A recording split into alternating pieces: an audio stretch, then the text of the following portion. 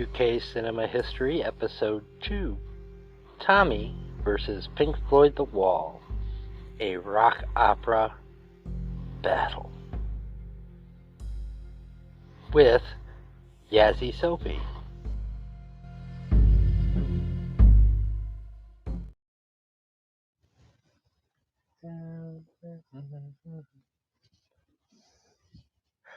Okay, I screwed something up.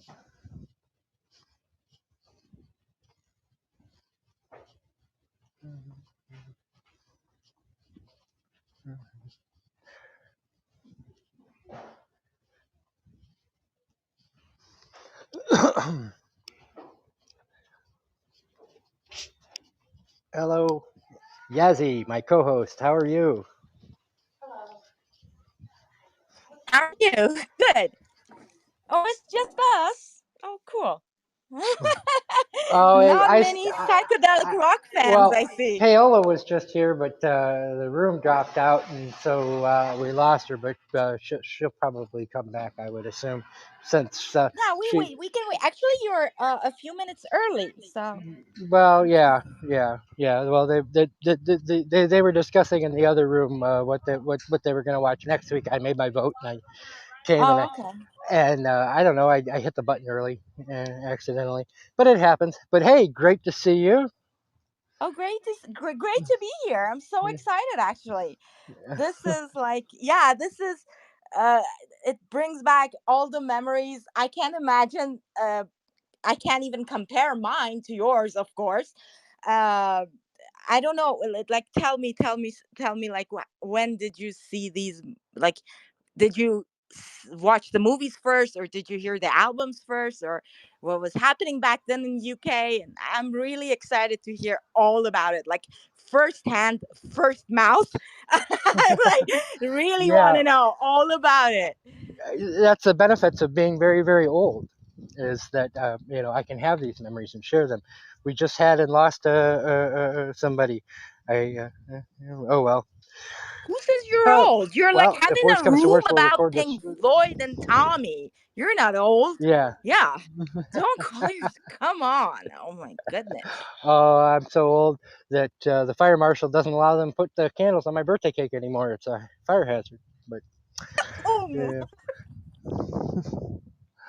But yeah, so Yazzie, tell me your first encounter with these. Did you first encounter them as albums or as films? Yeah, I first encountered them as uh albums, and I really first I heard the Pink Floyd's first, actually. And uh I kind of like the band so much. I might like not listen to them, but a like 2 years ago, I figured out that I kind of know all of their songs. I like by heart. I memorize all of them, because I for a certain period of time I was listening to them a lot, and they were everywhere. And it it, it was beautiful. People, I like it. I don't understand that.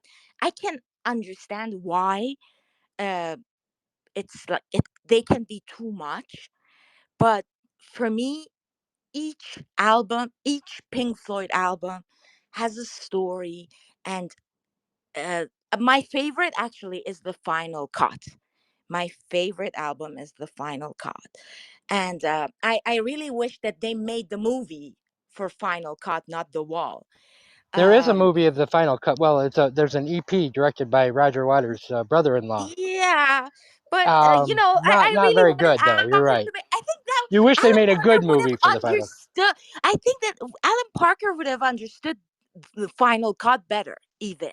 I don't know, but I know all the because uh, oh, anyway, it doesn't matter. But I love this psychedelic sounds. I love the concerts are amazing. And I love Roger Waters' solo album. I love I'm Used to Death. Actually, the first car that I had, I made a bumper sticker myself, and I wrote on it I'm used to death. And it was my dream. Like when I was like Yeah, it is a 15 great and I album. heard. Very problematic album. I think, but a great Yeah, but album. I He, love he, the he, three Roger wishes. Waters' point of view in this world. I mean, he's not somebody you'd want to have over for dinner. He's kind of an a hole, but But and I music. love that he said a few years back that his worst nightmare is that Trump fans are saying build the wall. It's kind of like he said it's his nightmare, and he's having nightmares that Trump's fans are like chanting his song, and like he's saying build the wall. So I understand that he's getting, oh, but come on, like for this room I was listening to the wall, and every single song is a poetry. That's like poetry for real.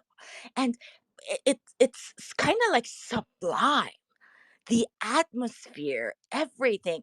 Like, I'm not gonna lie, I like listened to all of them high and stoned, and they really had a different feeling, and everything, and it kind of like exalting, and the ecstasy that the songs have, each of them, and how they create, they this abstract sense of music, plus the lyrics and the sounds, and their beautiful, like Gilmore's amazing like solo guitars. I really they I resonate it resonates to me. I can like relate to them even today, and I'm glad that they're alive for real. Like, I'm glad that they're still there and they're still working. Yeah. And Tommy, oh yeah, and Tommy, yeah, to be honest, I had a boyfriend. He loved Roger Waters, and he kind of looked like Roger Waters. He had this like curly hair, and he really liked this. He was a fan, and because of him, I kind of like get into the Who. But uh but the movie, I love the movie a lot more than the album. It's like Ken Russell's. We talked about it a little bit last week. Like this, all this surrealism that he brings with all the colors, and the A-lister cast that he brings. Um, they kind of like have the same. We can say, like, we're gonna talk about it later, of course, that they're telling almost the same story, but Ken Russell's approach and his touch on a rock opera is beautiful, and like all the surrealism, all these colors, and he sat there and he changed the song, and he spoke to every band member, and he put his thoughts on it. It wasn't like Alan Parker. It wasn't forced on him. You can feel it. He wrote the screenplay. He rewrote the screenplay, and he changed the story. Yeah, he changed Yeah, everything. Tommy is a little boy in the rock opera, and he changed the story to make Tommy a full grown adult through most of it. And it becomes, instead of a story of a reluctant Messiah, it becomes the Messiah as pop superstar. Also, They are. I was gonna talk about this later. Don't you think that they are? I kind of feel like every fascist, like the storyline of both movies, every idol, like when you idolize someone, it kind of like give them the feeling of a messiah, and the ending is never well. It never ends well. For either like idolizing never ends well, whether you're a well, first let's fascist get or let's you're a get rock Herbert star. let's get Herbert involved in the conversation. Herbert, when did you encounter these? Were they first as films or first as albums? And um, what kind of memories do you have of the two rock I operas? think I saw the movie The Wall, and that's about it. That back when it was back in the 1970s, was it? Early 82, 70s or 1980, 60s. 1982. That late? Okay. But I don't remember anything about it except it was the music was, Okay, well let's went on let's and on let's and on. let's It was let's pretty good. do Sorry. let's go into what Yazzie was talking about, which is how these films kind of complement each other. And Yazzie, you feel free to just kind of when you have a point, uh, uh, uh, interrupt me. I don't want this to be a lecture. I want this to be a back and forth conversation. So feel free to just kind of jump in. Same for you, Herbert. Um, Oh, that, okay, you that, said film. I just noticed that Tommy was mentioned too. I do remember a lot about Tommy.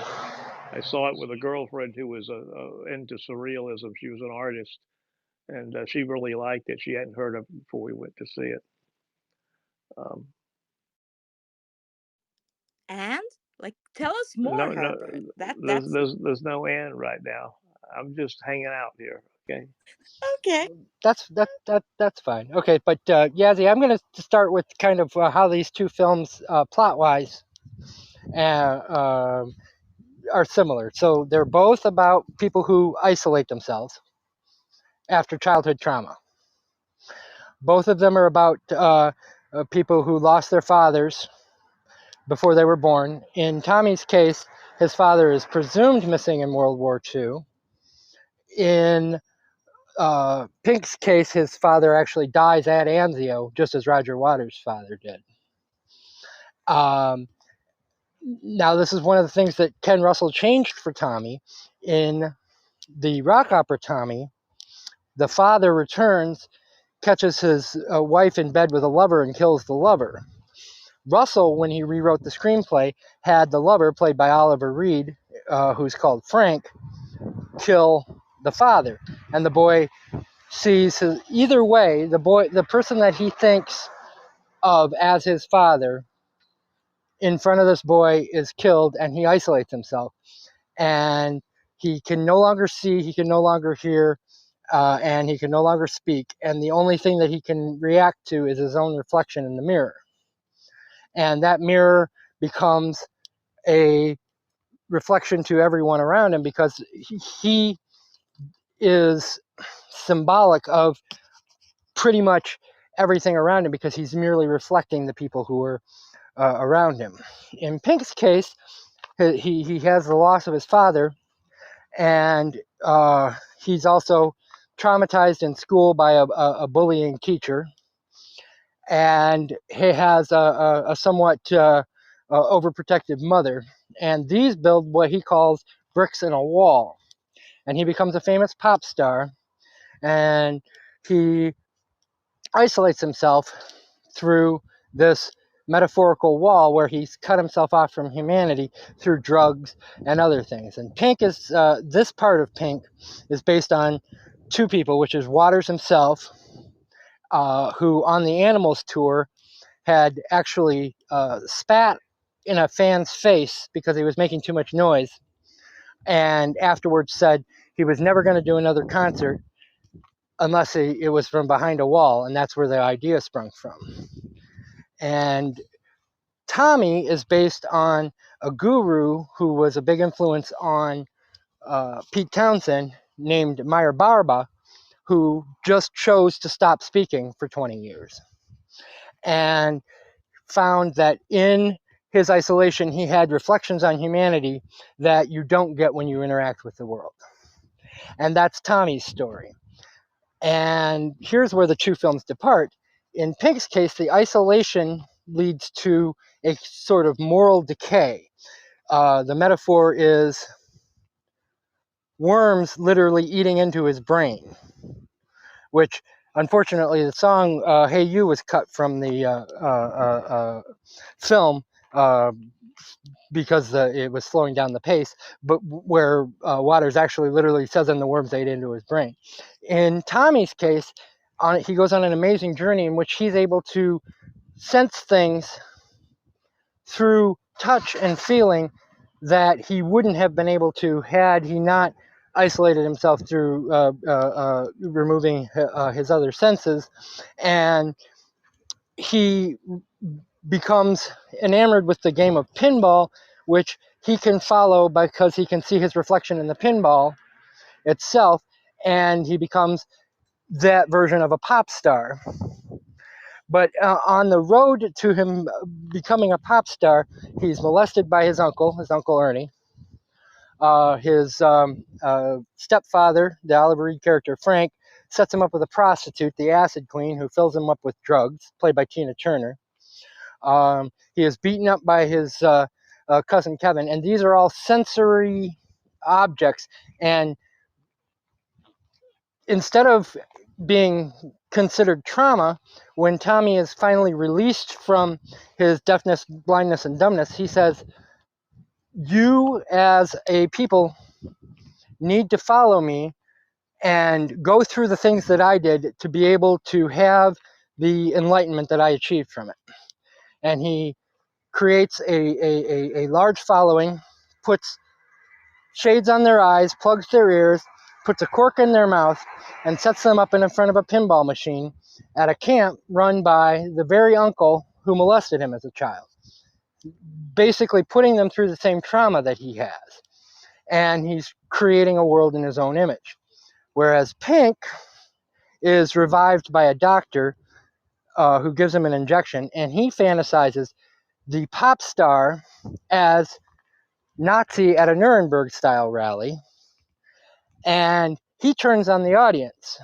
And in a rant, he says that there's black people in the audience, get them up against the wall. Are there any queers? Get them up against the wall. Somebody's smoking a joint, get them up against the wall. That one's got spots. And then he says, if I had my way, I'd have all of you shot. And he sends them out on a riotous rampage where they destroy supposedly Los Angeles, but it's the most London-looking Los Angeles you ever saw in your life. And this, of course, would come back to haunt Waters later when he decided that his biggest cause was going to be the Palestinians, and that he was going to call for things like the boycotting of Israel, because they could always use that to say that, you see, he was always a Nazi, when in point of fact he is a man of the left, and that this was a reaction to the fascist rising in the 1970s in England, and that he's actually making fun of this, and that his central metaphor is that the big rock concert, which this was not long after a bunch of kids were killed at a Who concert in Cincinnati, Ohio, crushed to death when they tried to seat 70,000 people at the same time. Wait, I have a question. That's a real event. Like that really happened, right? Yes, The yeah, and the fights that you see throughout the film with the police in Los Angeles was because at a concert during the Animals tour, the head of the police, a guy by the name of Daryl Gates, had brought in attack dogs and fire hoses to break up the line for the concert in what was later called a police riot. That literally the police were rioting because they were actually just waiting to get into the show.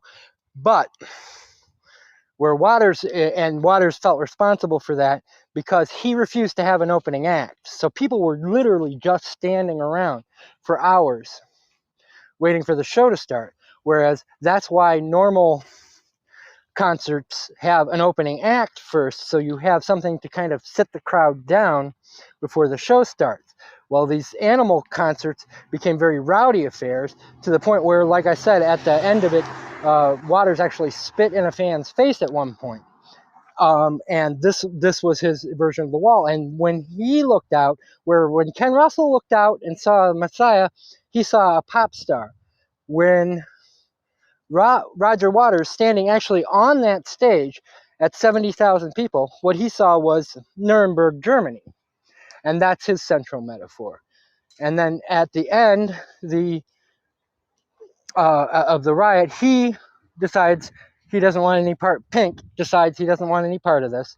And he puts himself on trial. He has the worms, the imaginary worms that are eating into his brain, who represent the moral decay that has occurred during his isolation. And out of isolation, the decay finds him guilty, and they sentence him by tearing down the wall. Whereas at the end of Tommy, once they've been set up at the pinball machines, exploited the same way that Tommy was, put through the same kind of trauma, and they are not immediately filled with the same revelations that took him a lifetime to have through this deprivation, the crowd turns against Tommy, killing his mother and his father.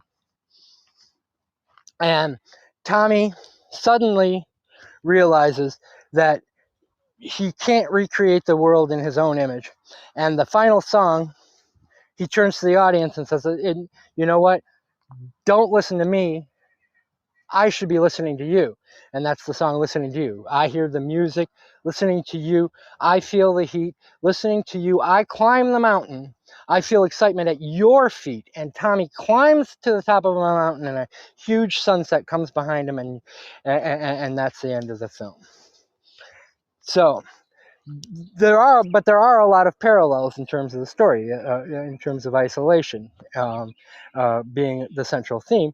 It's just that Russell, who wrote the screenplay for Tommy and directed, and Waters, who wrote the screenplay for and the actual album, The Wall, have different ideas as to what that isolation brings out. In Waters' case, yeah, it's decay, it's rot, but through the enlightenment that Tommy achieves, we as an audience are expecting, because we've heard the album, that that kind of a karma is going to bring Tommy into a good thing, but at the end he is left as isolated as before, but he is no longer attempting to recreate the world in his own image. And so that's my interpretation. Yassi, your thoughts? Okay, so first of all, I wanted to talk about uh, how the wall affected Alan Parker, like how it. I have more questions than I wanted to. You see, I think Evita later he makes Evita just like the wall. He corrected himself on in that movie, but sadly, like it didn't have weight, and it didn't have all the point that the wall was trying to make. So he couldn't deliver all that, executed that on that film. But from the structure of the movie, I think he like Alan Parker, he understood what he knew what he wanted to do, but with all the problems and everything, he couldn't do it. But there are like I love how I love the lightings. I love like this anti-establishment in both movies. The visuals of both movies, like really striking. The lights, the like when the walls, like the beginning of the wall, when like that camera moves from like Bob Gandalf's the Pink's arm, starting like from his That was fingertips filmed at and a moves that up. was filmed at a lab at Pinewood Studios, especially set up lab just to create that shot. And the camera lens that he used for that was something that they used in recording surgeries in order to get the close up so that you could see single cells. And This is I was wondering, because I was like, what, these all are my, like, last week's like these are the things that I saw last in my rewatch last week. And every time, I love that every time uh come back to these movies, they have something totally completely new for me. This time I was wondering, like, how they could make all these beautiful visuals. Also in Tommy we see a lot of, but in the wall they're like the craftsmanship and the cinematography and this mixed media with animation. I think they're so beautiful what he did. yeah, Gerald Maybe, Scarfe's animation is something we're yeah, definitely going to Gerald have to Scarfe. discuss. Yeah, exactly. But there are like lots of rumors that, oh yeah, there were like problems with it. But yeah, or maybe to the audience today, if they watch it for the first time, they find the symbolisms like too on the nose, or like, oh, they're like preachy. But I think that the narrative and the how it plays to, I said it to the, like the like the rhythm of the music, and the quality of this, um uh the quality of the music, and this, like the psychedelic atmosphere that comes along with the animations and everything. It gives it a different quality of, uh it I think it's not we shouldn't like look at they are movies. They're motion pictures. They're not music videos. They're not there to sell the album.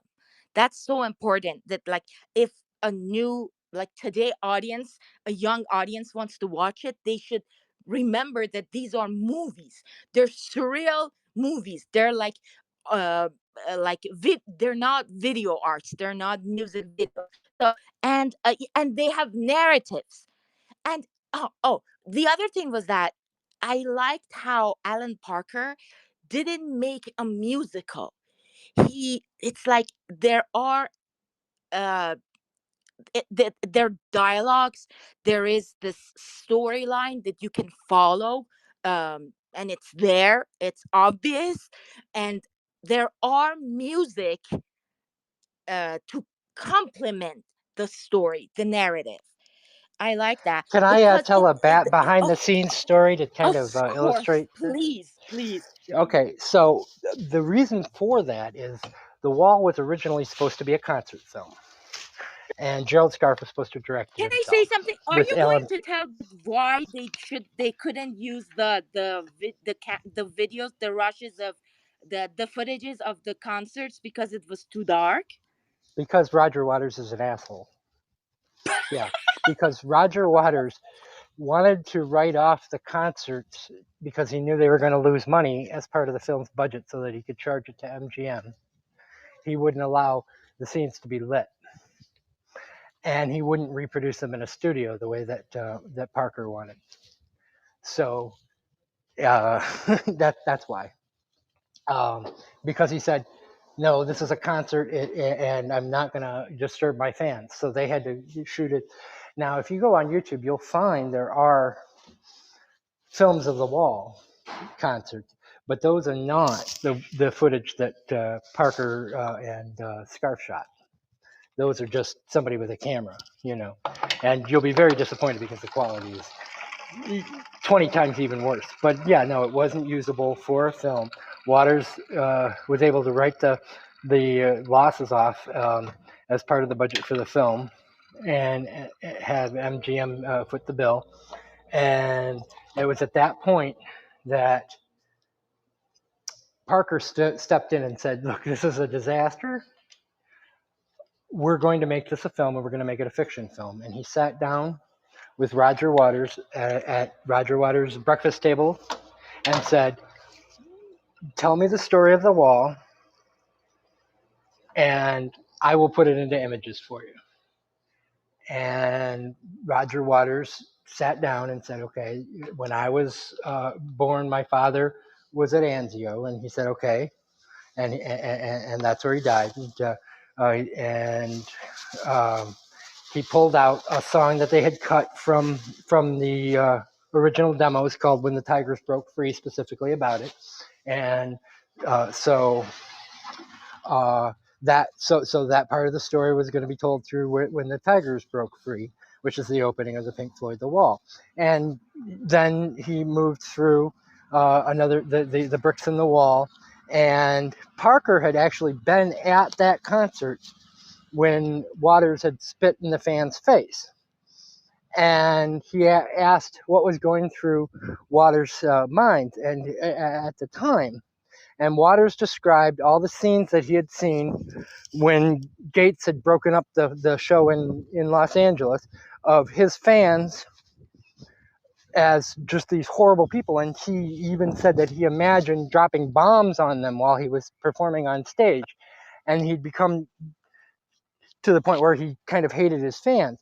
And Okay, that, I have a question here. I have a question here. So I think that I found this really fascinating because I think this is exactly like uh some of I think every great artist at a certain period of time in their career start making something about how they hate their fans and the audiences, and they try to make this wall. Woody Allen does that in Stardust Memory. Bergman does this, and now we see it here in The Fellini's Wall. 8.5. Fellini is 8.5. You see that I really like this aspect of that. They why this happened. This psychological aspect of the artist that at certain point they start to like hating their fans, and they're nothing without them. It's Now, like Waters is now in his 70s and is still doing tours. and they're So great, I think he's and had a they're change. great. Yeah, I saw him. I, I, I I did went too. to I his did too. concert Yeah. three I, like 2 years ago, and it was I, great. I went. I saw his. When he retoured with the Wall, I saw that, and I saw him. I'd say 7 months ago in D.C. With his latest show, and he is. But this is a man who's made 2 albums about how much he hates touring. Dark Side of the Moon was all about the pressures of touring, and uh, the Wall was about how the stadium concerts were sucking the soul out of the world. And the And mask. I want to talk about the mask. That at certain point he decided to like put masks on on a fake yeah, band Snowy Rivers and and send them on the stage. surrogate band, that was called the surrogate band, because The remember the line, surrogate, yeah, exactly. we sent them Yeah. along as a surrogate band. And so yes, the concert would open with Snowy Rivers, who had been the kind of backup guitarist, because there was only 8 people who performed the whole stage show. The rest of it was all pre-recorded material, and had toured with them on Animals. And his band all had masks on that were made up of the 4 members of Pink Floyd at the time. And they came on and performed. And in a stadium, how could you tell that that wasn't the band? And because the masks didn't have moving mouths, you couldn't tell that they weren't singing. And then the floor would drop underneath, and Pink Floyd would actually come out, and they had been performing the entire time. Which a wonderful metaphor for the mask that we It all wear, is. and for the analogy of the Wall that comes in later, because of course they're performing behind what, this other personality. I'm not this person you see on stage, or am I? But it also went to Waters' um, just hatred of touring, period, because he had constantly fantasized about just sending a surrogate band out in masks to perform for him while he stayed home and played golf or what have you. He had on several occasions said that he had wanted to do like Brian Wilson, stay home and write the songs and record in the studio and just send the band out, because but his ego was too large to do that, Uh, but um, but yes, and the surrogate band metaphor is an important one through here, and I'm glad you brought that up It's yet. the metaphor is beautiful because the whole the one of the themes of the album is fascism, Thatcherism, egoism, death of the ego, you know, sex, morality, it's, and then rebirth of the ego Is there anybody out through there? like, is there anybody out there? And then And this was a very personal project, and it was like, I understand that you're saying that Roger Waters is an asshole, but it was too personal for him, that it was like he handed his baby, his child, to Alan Parker, and it was, the whole thing was a wrong, it was wrong, it was a mistake. He had to like one day sat himself and made the movie himself. It was it the concept, because I think the visual representation of the song, it's there are parts of the artistry of that music. They're so related to each other. It's not like Tommy was made, but you know it better than me, like years after they concert, they went, like they toured with that. uh there were like the like stage play of the Tommy, but the wall was like Roger Waters was like holding it, was embracing it tight. He didn't want to let go of it, because and I totally understand why. Because there's so, the abstract nature of music, like, is so interwoven with the uh, imagery created by it. And that's why it's so beautiful. Or every time that I rewatch it, with different mood, it changes. It gives me a different interpretation, because it's so personal to him that I feel it so personal. Like, I relate it so personally myself with the music. I don't know if it's because it's the feeling, or it really is like that. Is it, or no? Well, you brought That's up the final cut, the album, the final cut, which the music for the final cut, I'm sure you know, is all outtakes from the wall, were songs that were excised from the wall, where Waters then changed the lyrics to bring him up to date about the war that was going on in Argentina at the time, the invasion of Argentina in Galtieri, um, um, and Margaret Thatcher. But those were the songs that he wasn't able to get in on the wall. And in Roger's defense, because I do make him sound like he was being an asshole all the way through this. Number one, he did let the other band members excise those songs in the origin, as he thought that they were right, that the album would be better without them. But he insisted that songs don't grow on trees, and he insisted on reusing them, and that was the final cut, which David Gilmour, as you know, hates that album. But the other thing is, he did give Final Cut to Alan Parker on the wall. So that is Alan Parker's movie, and that is Alan Parker's vision that you see up there. He then has spent the rest of his life bitching about that the wall wasn't the movie that he wanted, because he had done that.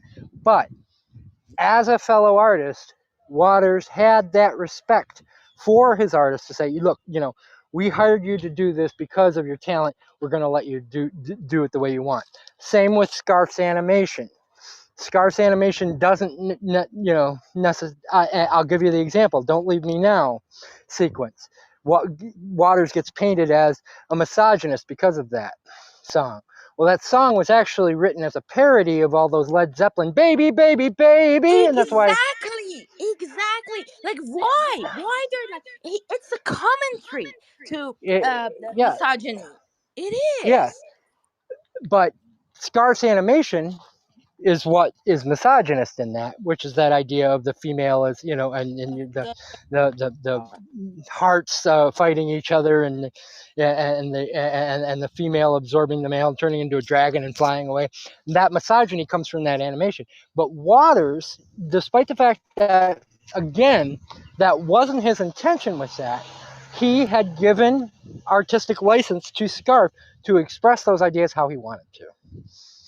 And I think that's a sign of a big artist, that he's able to take something that was, like you said, so personal, and allow it to be reinterpreted this way, But that, which brings me back to Tommy, because what we don't get with The Wall, that we do get with Tommy, is an actual reinterpretation of the music by other artists. which Tommy is much more daring in that way because you have Eric Clapton reinterpreting "Eyesight to the Blind." You know, you have Anne Margaret. Uh, you have Elton John redoing their biggest hit, "Pinball Wizard," for the film, and so you were getting another artist's perspective on this. Whereas, of course, The Wall, they used the original soundtrack with the exception of Mother, which they re-recorded because they had to expand it to kind of fill in plot holes.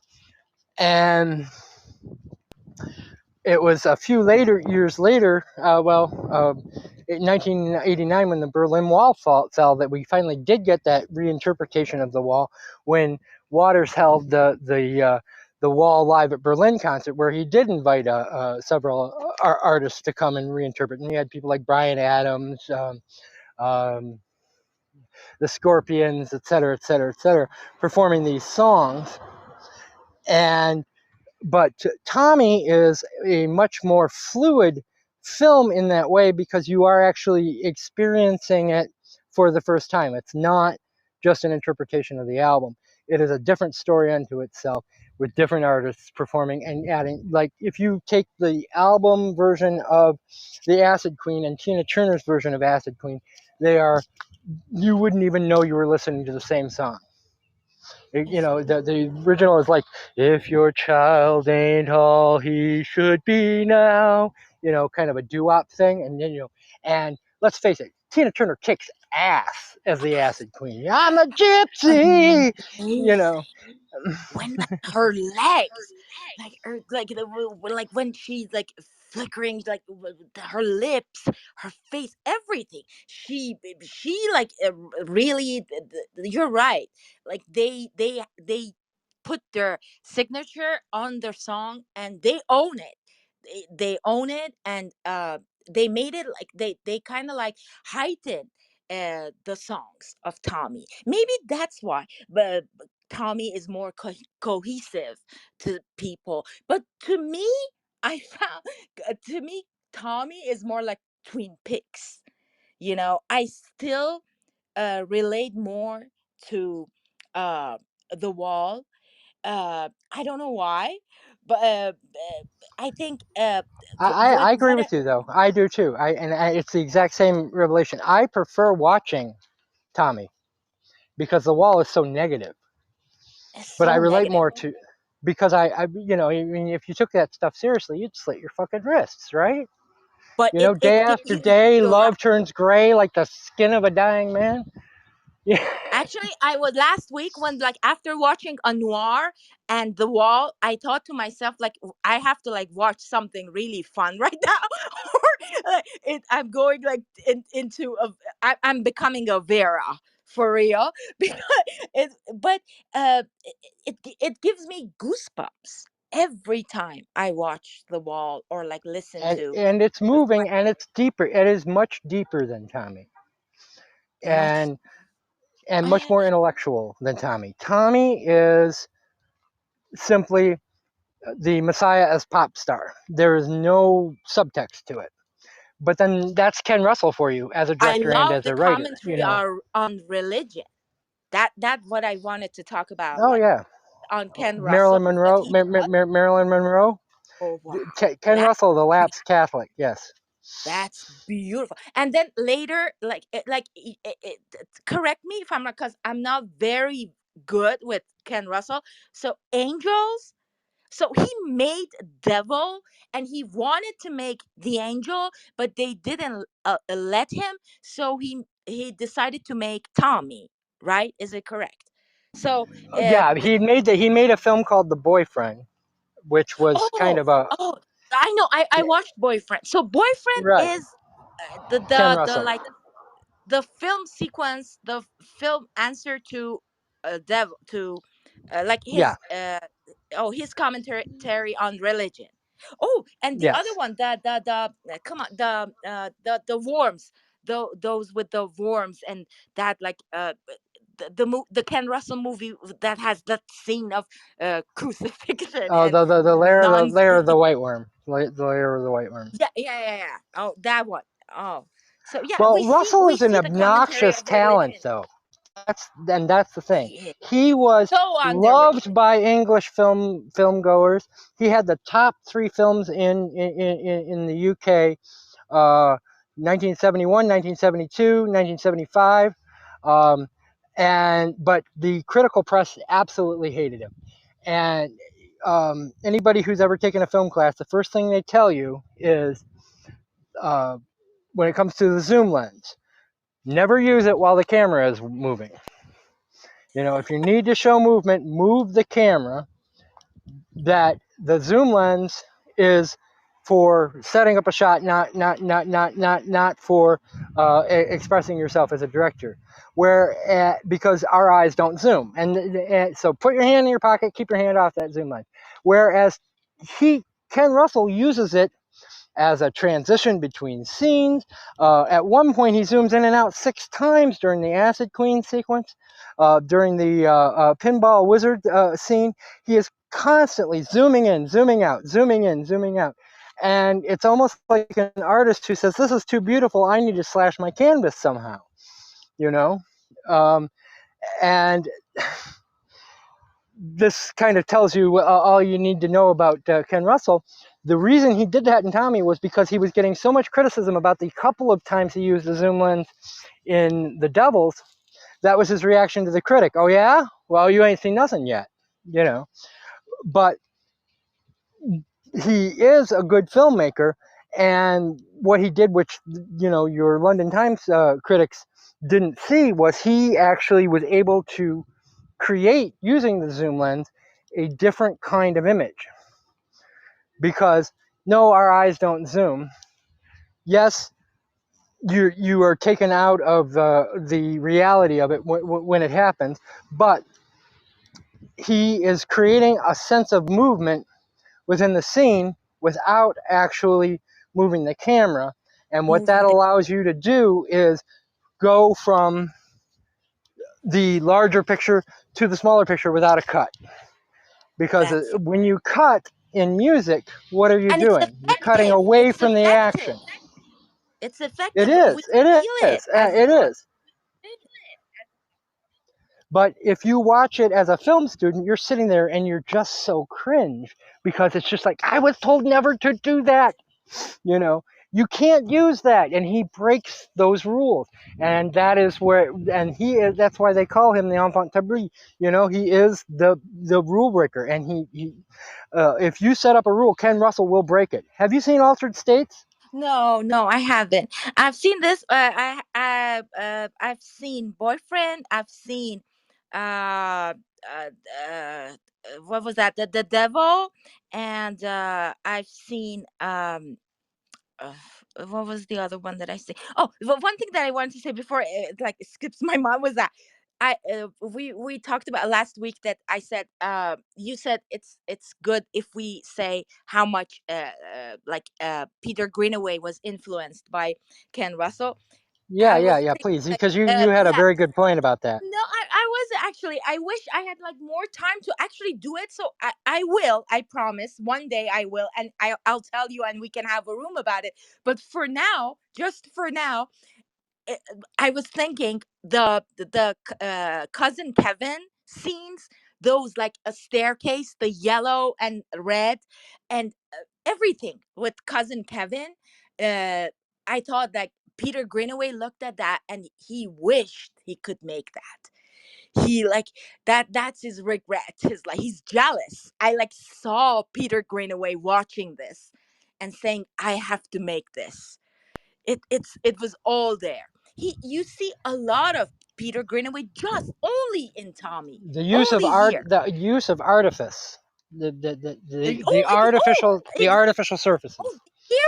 earrings, the Hmm. costumes. Actually, I wrote something here. I said like costumes and the little touch, like the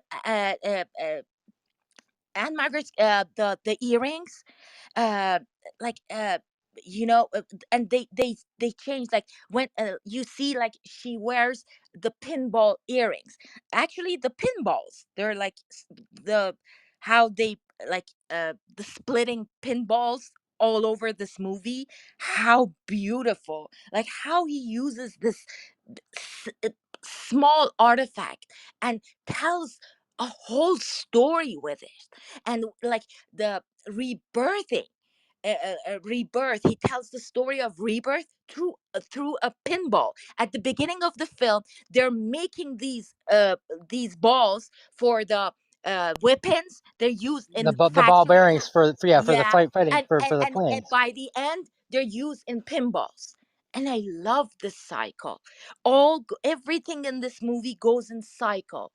At the end, Tommy stands right where his father was standing, and I felt like all this toxic cycle, this never ending cycle of torture and the trauma and war. And I love, actually, what people don't like, but I really love this overture, the beginning of the movie, before we get any lyrics. It's just this we see The stripper running out of the strip club wearing the gas mask the is it gas. Oh, just see, like they change it from that's so World War wonderful. One to World War Two, only so that it relates to the audience. Well, Like and it makes how more sense smart! because What a smart move! there weren't pinball machines in 1920s England. But and then You know, it makes the so much war. more sense that it would be World War II than World War But One. I Now, think it was because the how the war, World War Two, for the audience of that time, for the band, for the Who, for Ken Russell, they had a better understanding. Somehow, like Second World War had impacted their lives, so he had a better because they understanding were bombs actually going off in England, and they were in bombers going over England, England. and they were People were still experiencing it recovering. firsthand. That the trauma, they were still recovering from that. That showgirls with And the mask. as Oh, Pink and Floyd then The Wall they shows, there were lots of little boys whose fathers never came home oh, from they World War never II. came. And the overprotecting mothers. We have it in both movies of sort. And then We we have a also have lot of like a breaking the comment fourth. in both about the springing up of materialism. You have what shall we do? Shall we buy a new guitar in Pink Floyd The Wall? Shall we buy a new guitar? Shall we drive a more powerful car?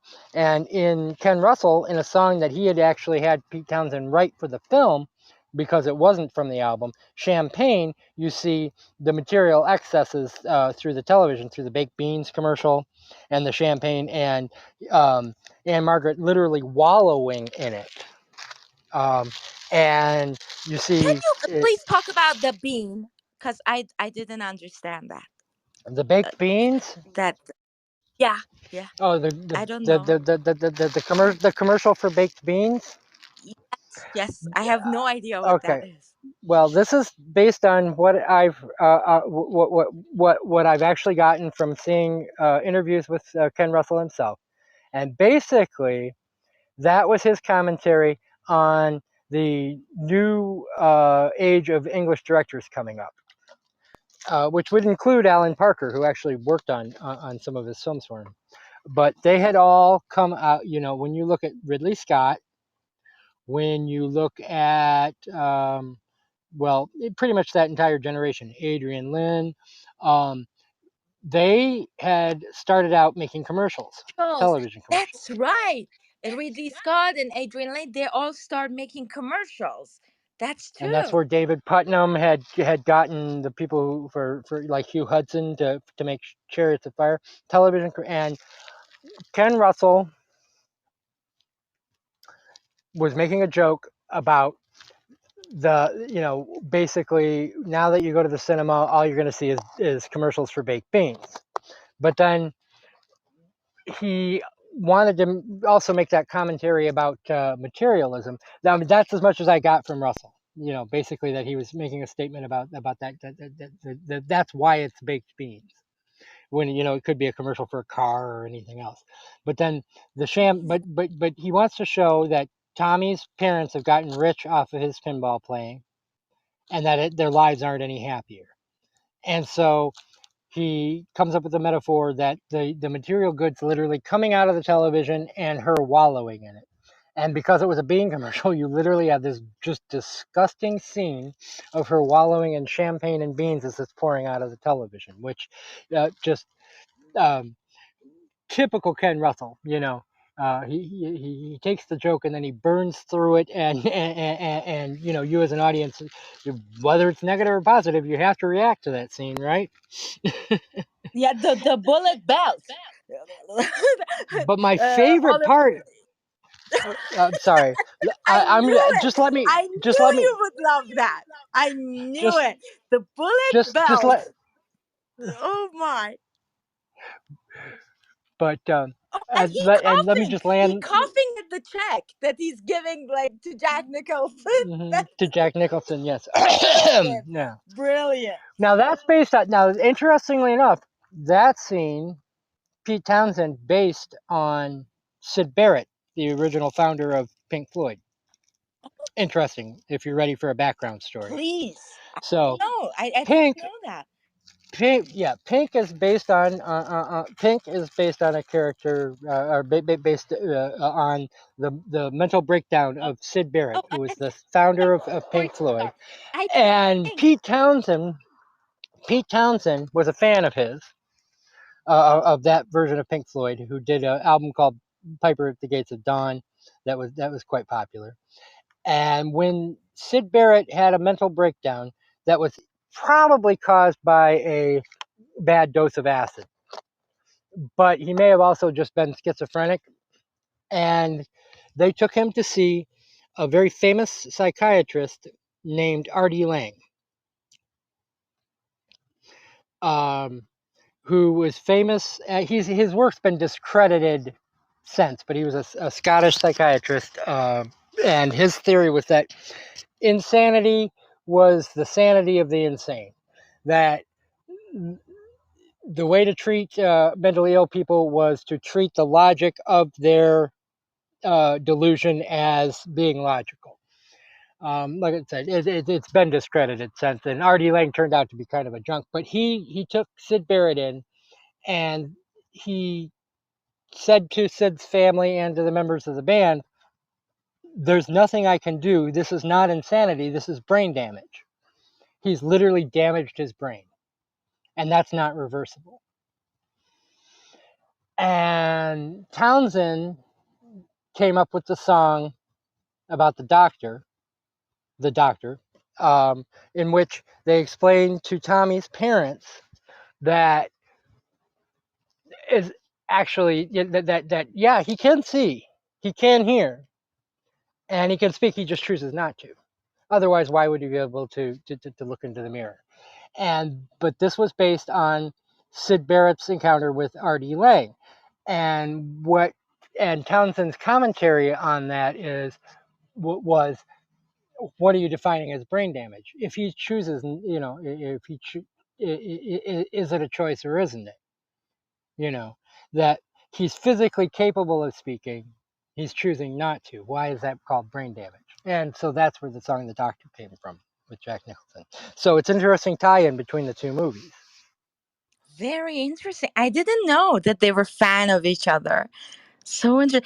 And I have to like shout out to the kid, to the kid that plays Tommy.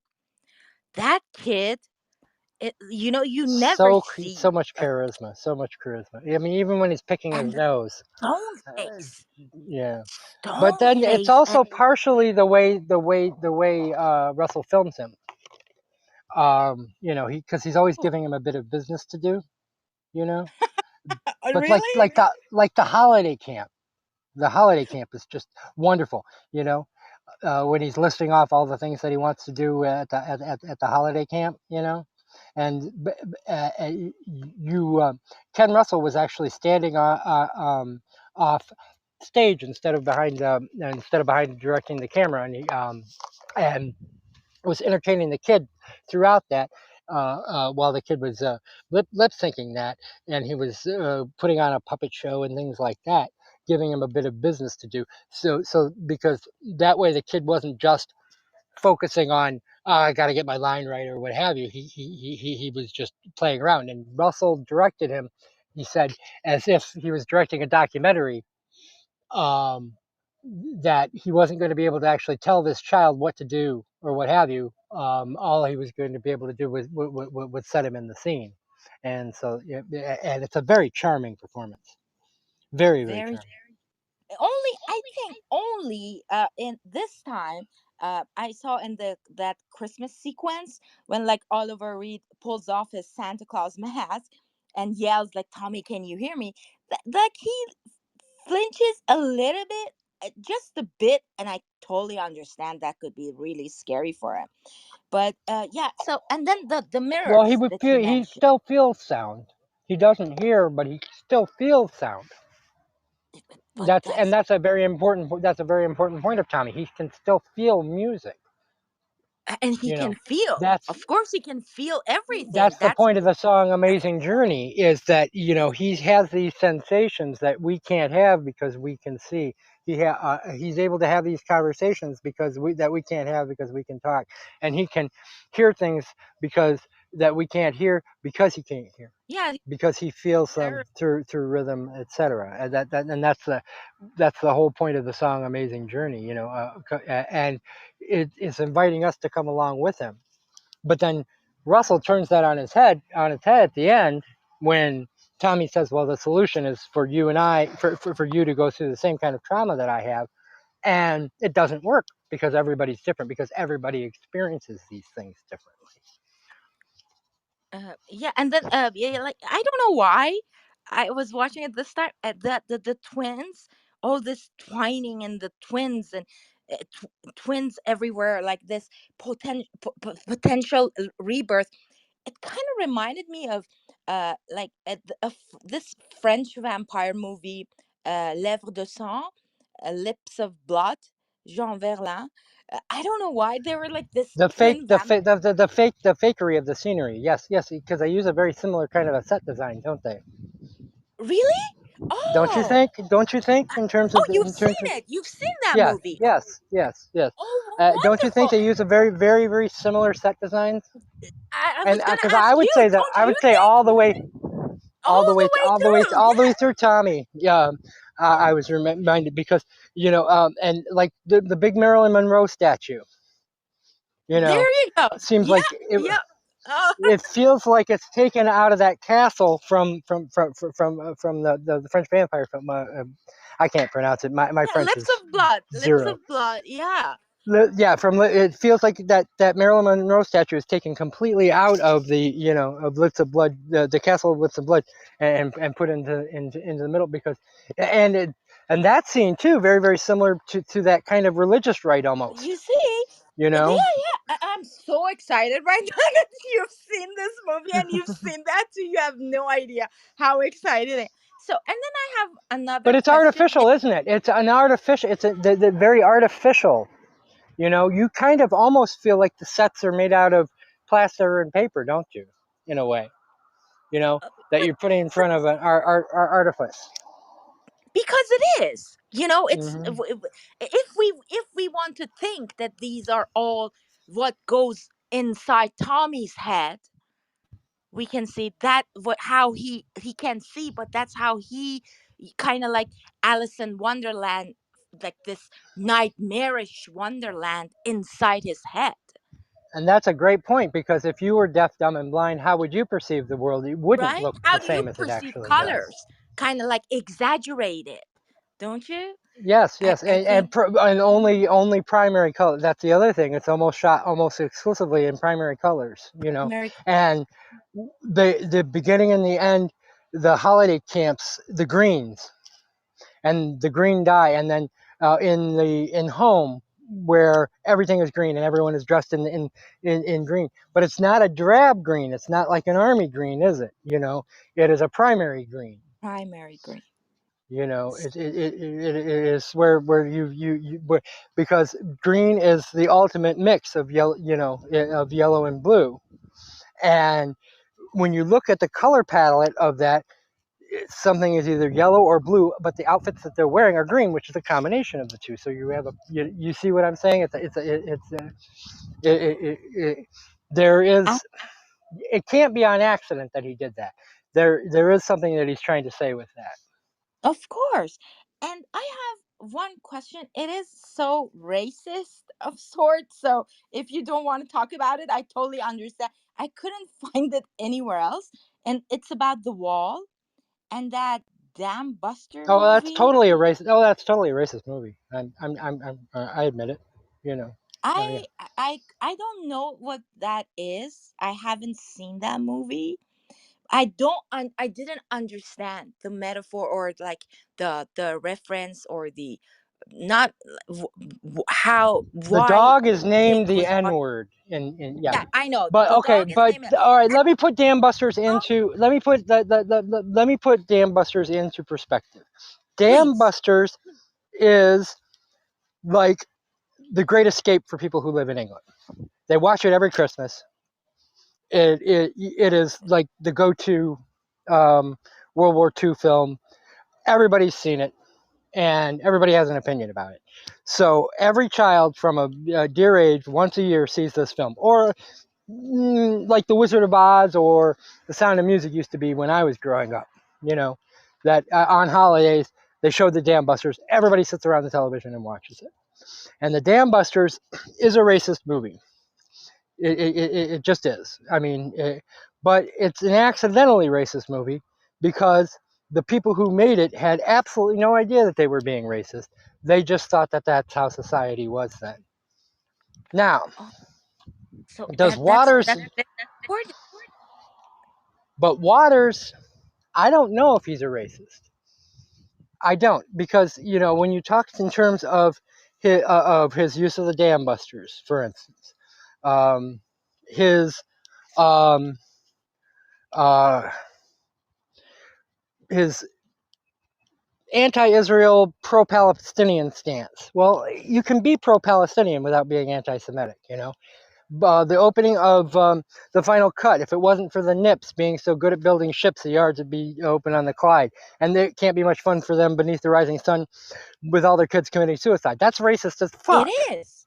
You Yes. know, is he satirizing that? But then there are some subtle hints.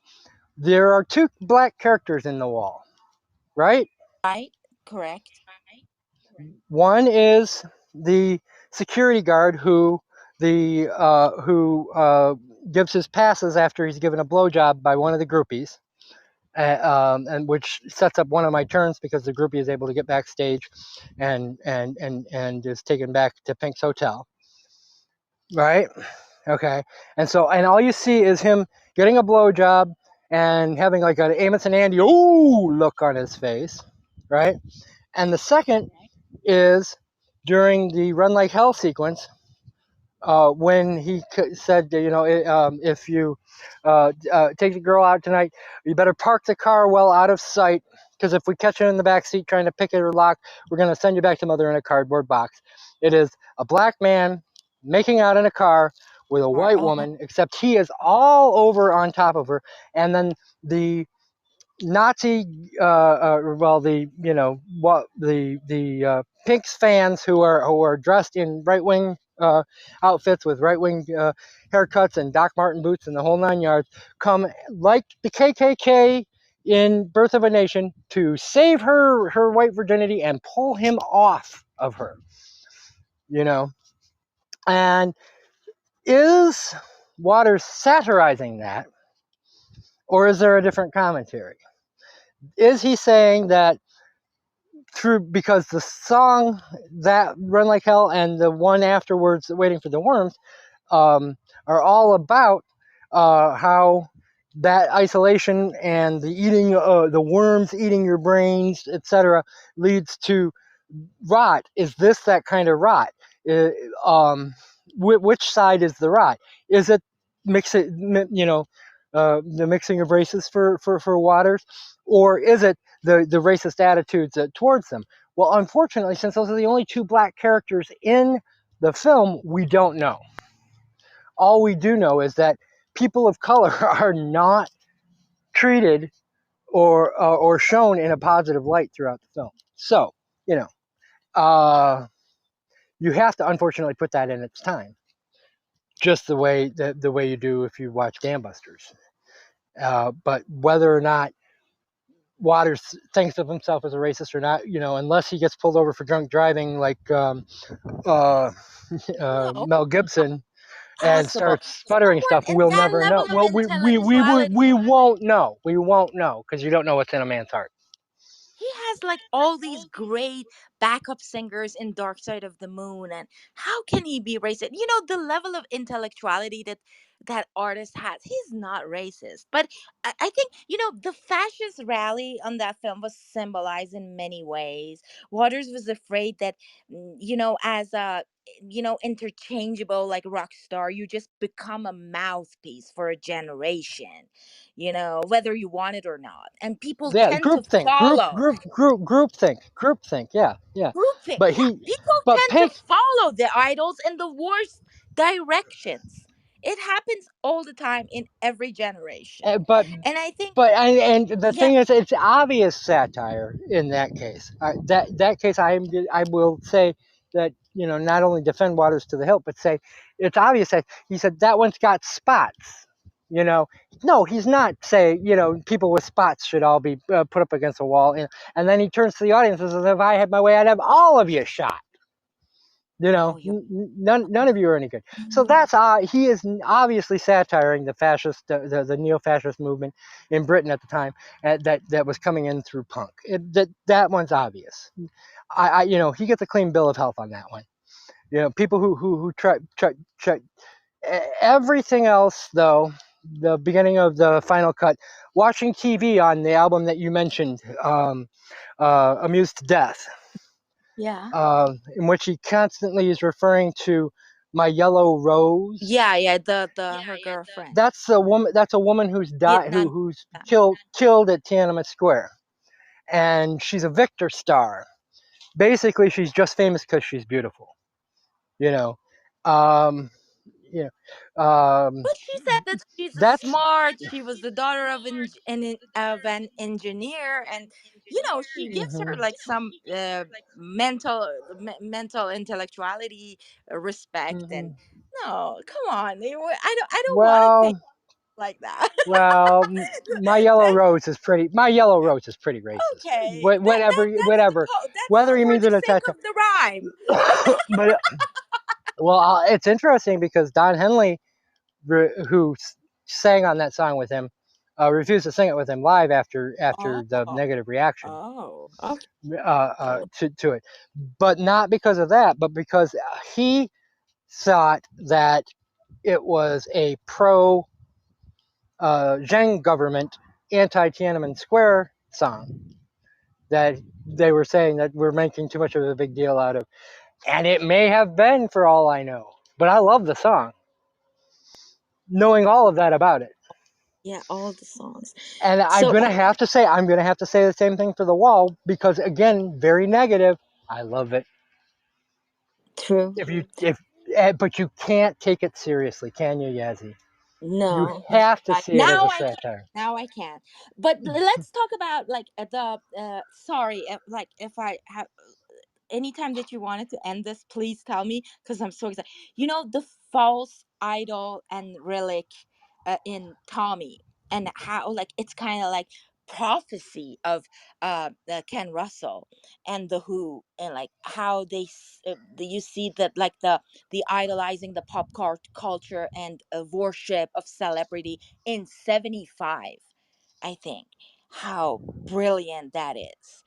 uh, the way and that all the Eric Clapton scene and with Marilyn Monroe, and how he prophesies the world today in 1975. I found that really fascinating every time that I watched that. And that's a time where you are looking at Ken Russell's vision of Tommy, not Pete Townsend and not the Who's. Exactly.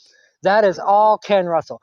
That that you know that the um uh the Sally Simpson scene, just as an example, you know, which was based on a real story. Again, But it was at a Doors concert where a lady tried to rush the stage and was injured. Similarly, was thrown off the stage by a guard and ended up cracking her skull open. Um, which sounds like kind of a serious thing. The song is tongue in cheek in itself, but Russell is so incredibly over the top, right?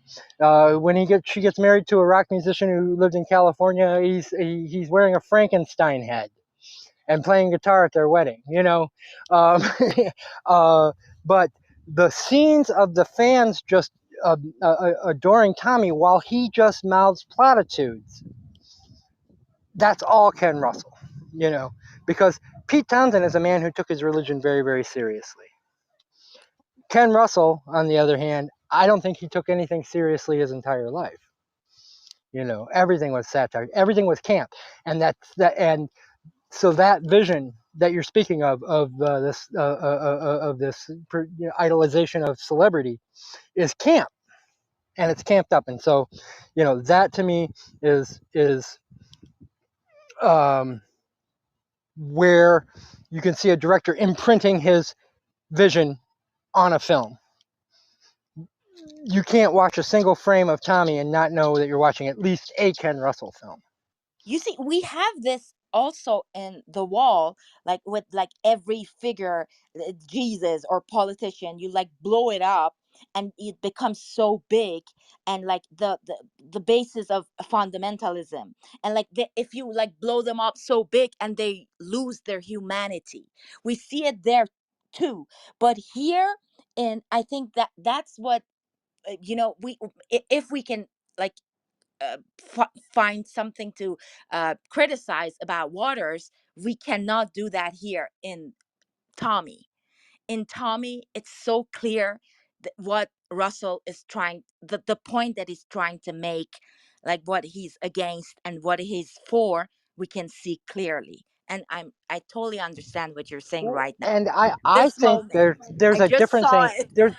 there's a difference in class that's going on from the college educated Pink Floyd to the more street level the who are more they came out of the mod scene and much more working class, and they're and I think Russell is your perfect example of the middle class attempting to portray the working class in England at that time, but because he's so tongue-in-cheek and tries to make everything so incredibly entertaining, we take these points and they're not negative. Whereas in The Wall, because it is a more educated class trying to teach a lower class, you feel dictated to. Wouldn't you say, Yassi? Oh, you feel That preachy. that That's what I said at the beginning of the room. That like audiences today watch The Wall and find it very preachy. Oh, that's why Well, the class thing yeah. is. I think personally, I think that's a social class thing, where where you have the middle class in The Wall, telling the working class how to live their lives. This is a billionaire rock star telling me in a song filled with images of buying cars and things like that, that I'm trapped in my material existence. you know, fuck you, dude. I don't know if I'm going to be able to make rent. You don't get that. I You don't get that in Tommy. You get a working class criticism of the upper classes, and you get Tommy attempting to put upon his followers the same trauma that he went through, so that they can have the exact same experiences, and it turning on him. The other thing you You just know. said, that Pete Townsend is religious. Something like I just thought of something like you're right. I see a lot of Trinity, like this magical triangles, the three, the believe in Trinity, three, the we see. How can I say it? Like Religious symbolism. like Uncle Ernie, Tommy in the Mirror, and cousin Kevin. Three. And then we have like this Acid Queen, the Marilyn Monroe, and the pinball three. All these three, the magical three. We said all this, like, you're right. There is like some very subtle uh trinity and religious symbols, very subtle, very subtle. I just made it up. I don't know, you just said it. The other thing I love about the like casting Bob Geldof was that he hated Pink Floyd, and then uh Roger Waters said, this is exactly the guy I want, because I want a guy full of hatred to play Yeah. this role. Yeah, I love that. Waters' exact words were, yeah, he's not a Pink Floyd fan, you know. But uh, honestly, uh, not everybody has to be a Pink Floyd fan. That was his exact words. But I think Geldof's reaction against Pink Floyd was because he was part of the punk movement, and punk just naturally hated all the progressive bands at that time. And I You love know, Britpunk, Clash, like all of them. I love them. But Brit punk is amazing. a It's great like story. A great story is how Sid Vicious was discovered. He was wearing a T-shirt, a Pink Floyd T-shirt that was held together with pins, and he had written over it, "I hate Pink Floyd," and he had blotted out the eyes of all the members with a pen. And that's how he was discovered, because a fashion designer saw it and said, "I want him," because Pink Floyd at that time was just considered God. the Um, the so last David, thing, I swear this is my last thing, well, is that it's my let me job. land the rest of the story, and Please, then go. please. Okay. So David Gilmour is told about it, and he said, "Well, that just shows, how important we actually were as a band. He would have gotten infinitely less mileage out of a T-shirt that says 'I hate Yes.'" No. Oh my. A t-shirt, I think. I need that. The last thing I want to say is that it's my job. I work in education for UNESCO. So in the wall, like, the institution of education needs like radical changes. That commentary, I relate to that every time and every day. That's the work I do. And maybe that's why I want to put it. The last thing I have to say is that maybe I always think that the, the way I made decided to make my life, maybe, like, my mind was molded by Pink Floyd when I was a teenager. So I kind of like owe my life to this album.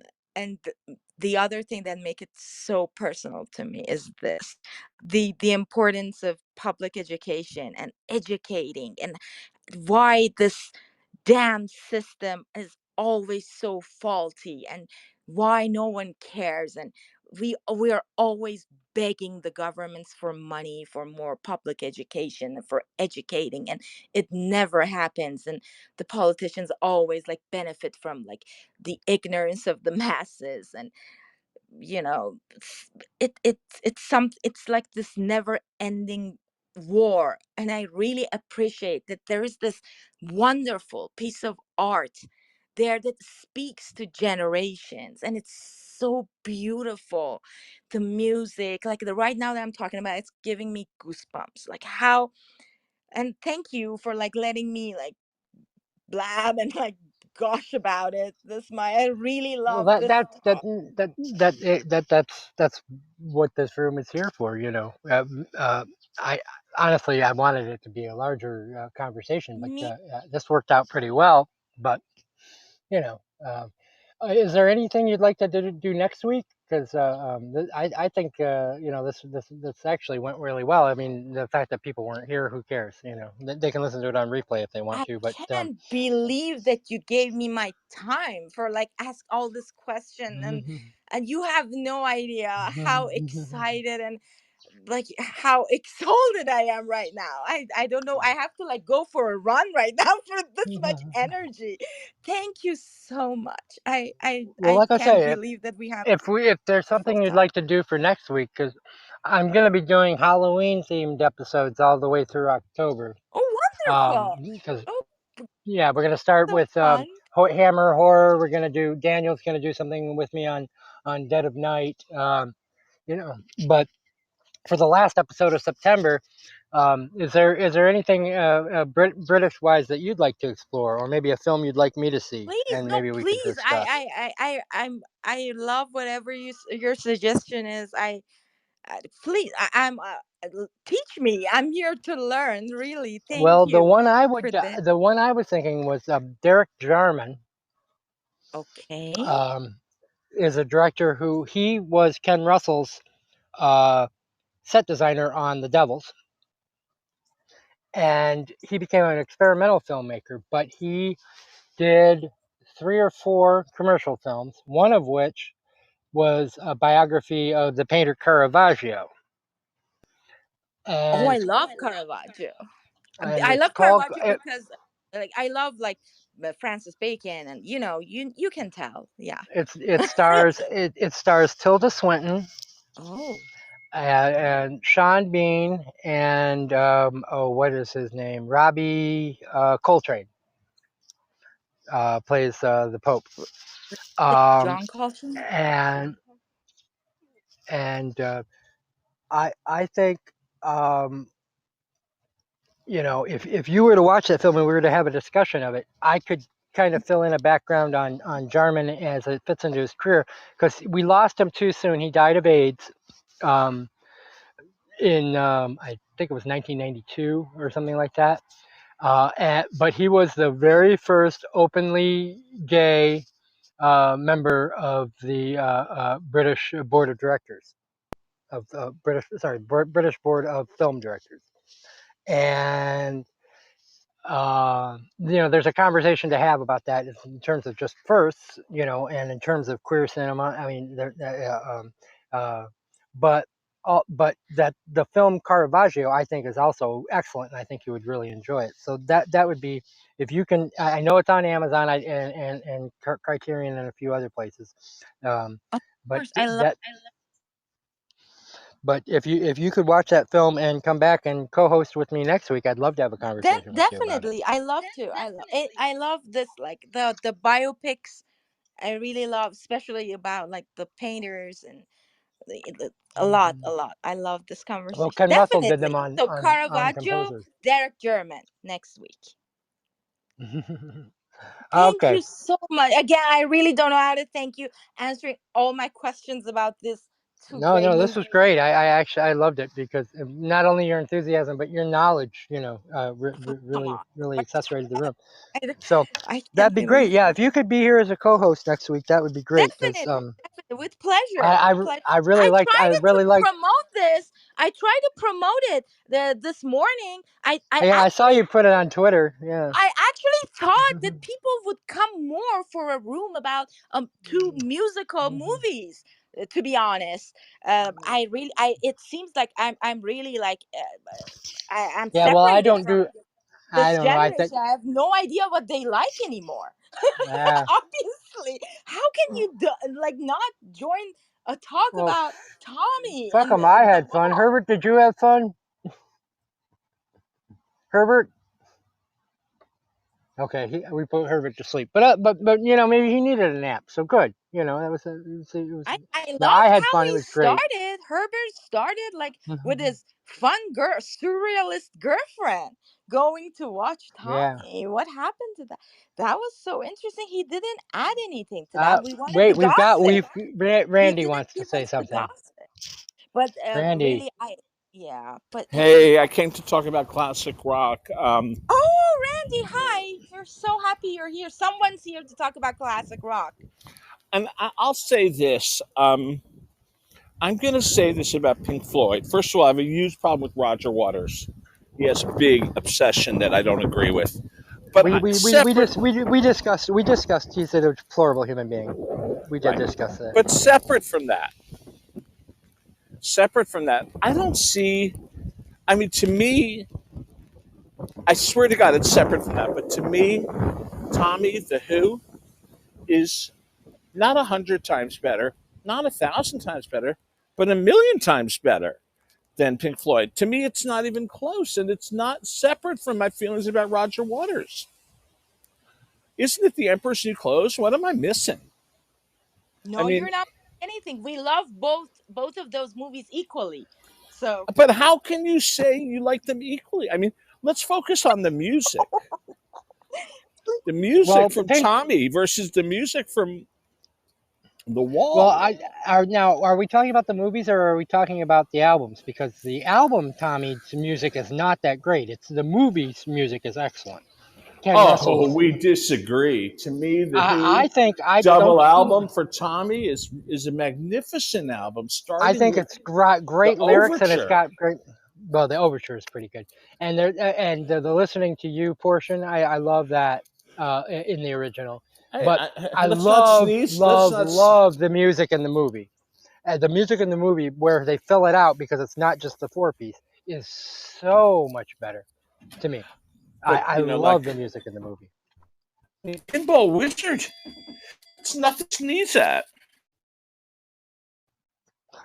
Pete Townsend said that's just a pop song to him, but gosh, it's meant a lot to everybody else, hasn't it? You know, I have to say that Pete Townsend said that because he was kind of like sick of keep playing that album, and he says it million times that we they're played it million times. We needed a new album, but we have to accept that that's a masterpiece, both albums. But and I understand. I kind of understand the energy.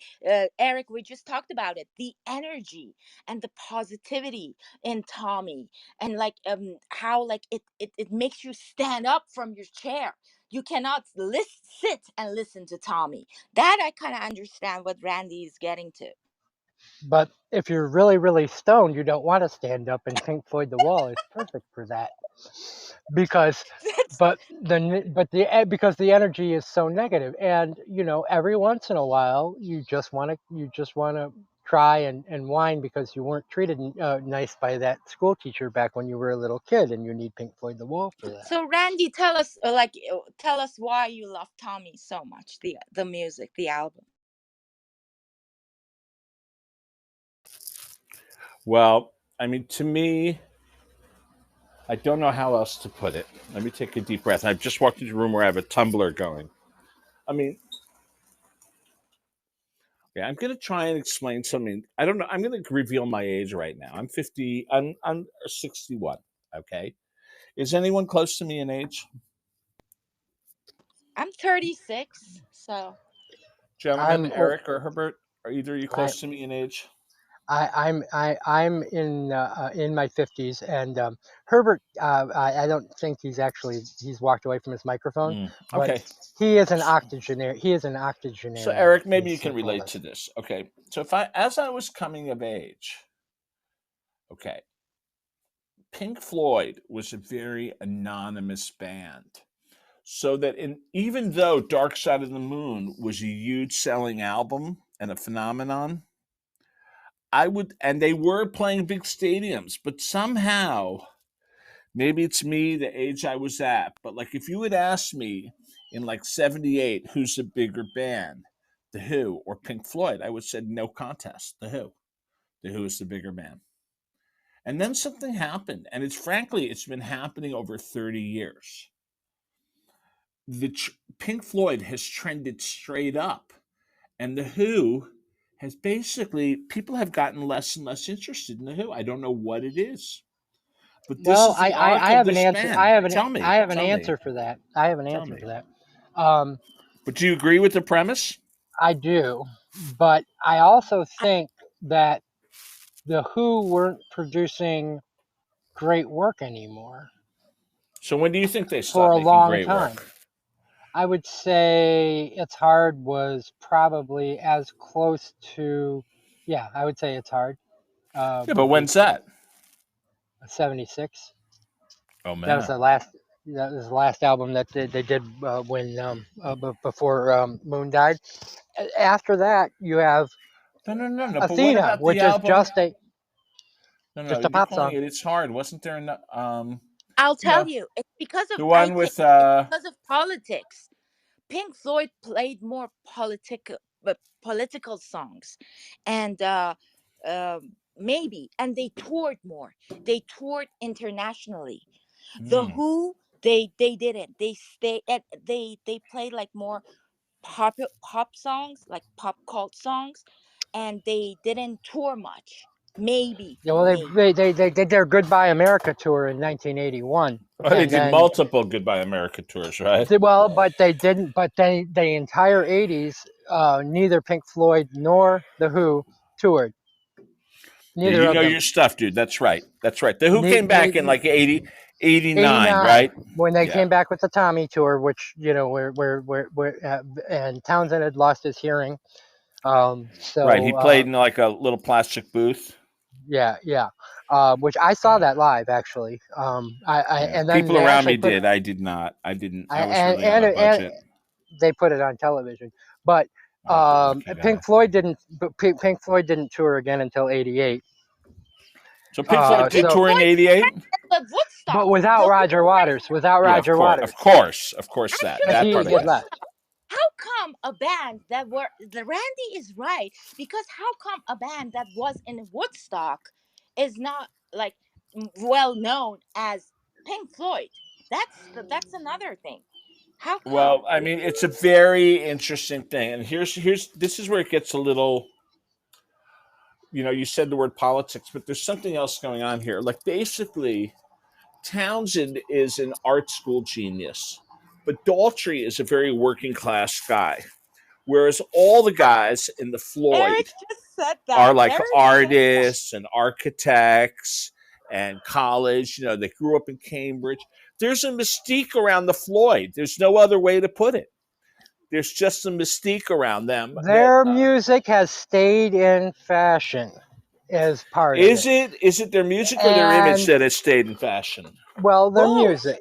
But the other thing is the idea of the concept album, which Townsend really uh, has his solo work bombed, and so did Roger Waters. So they parallel wise, they both only would come out with concept albums, and nobody bought any of them. I don't own a copy of Psychodelic, and I don't know a human being who does. I do own a copy of Amused to Death. Yassi is the only other human being I know who does. They weren't very popular, Waters and Townsend as solo artists, but both bands missed the 80s the entire 80s as far as touring goes. Interestingly enough, but when Pink Floyd came back, they had new music. Now, it wasn't Roger Waters' But music, when you say, you but mean they like had that new one albums. additional album, A Momentary Lapse They of had two. Reason. They had two.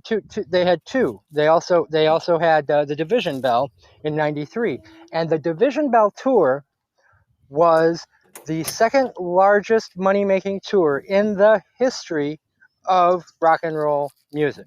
Well, in the history of Mm. touring, basically, because they had new music and a new generation took to it because it was popular. Now, were those albums any good?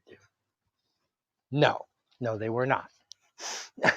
Were they anything like the quality, or to me, of a Roger Waters Pink Floyd album? Absolutely not. But they were popular, and they maintained. So you had another generation listening to Pink Floyd. The Who never had that because they didn't come out with another album until 2003, and it bombed. It was not popular. But there's also somehow they became less cool. The And Who they just lost became, Keith it's hard for Moon. me to articulate it. They lost They had a Keith Moon. Broadway show. I think Of Tommy, losing yeah. Keith Moon. Keith Moon was very important to that band. Can we agree on that? They lost him.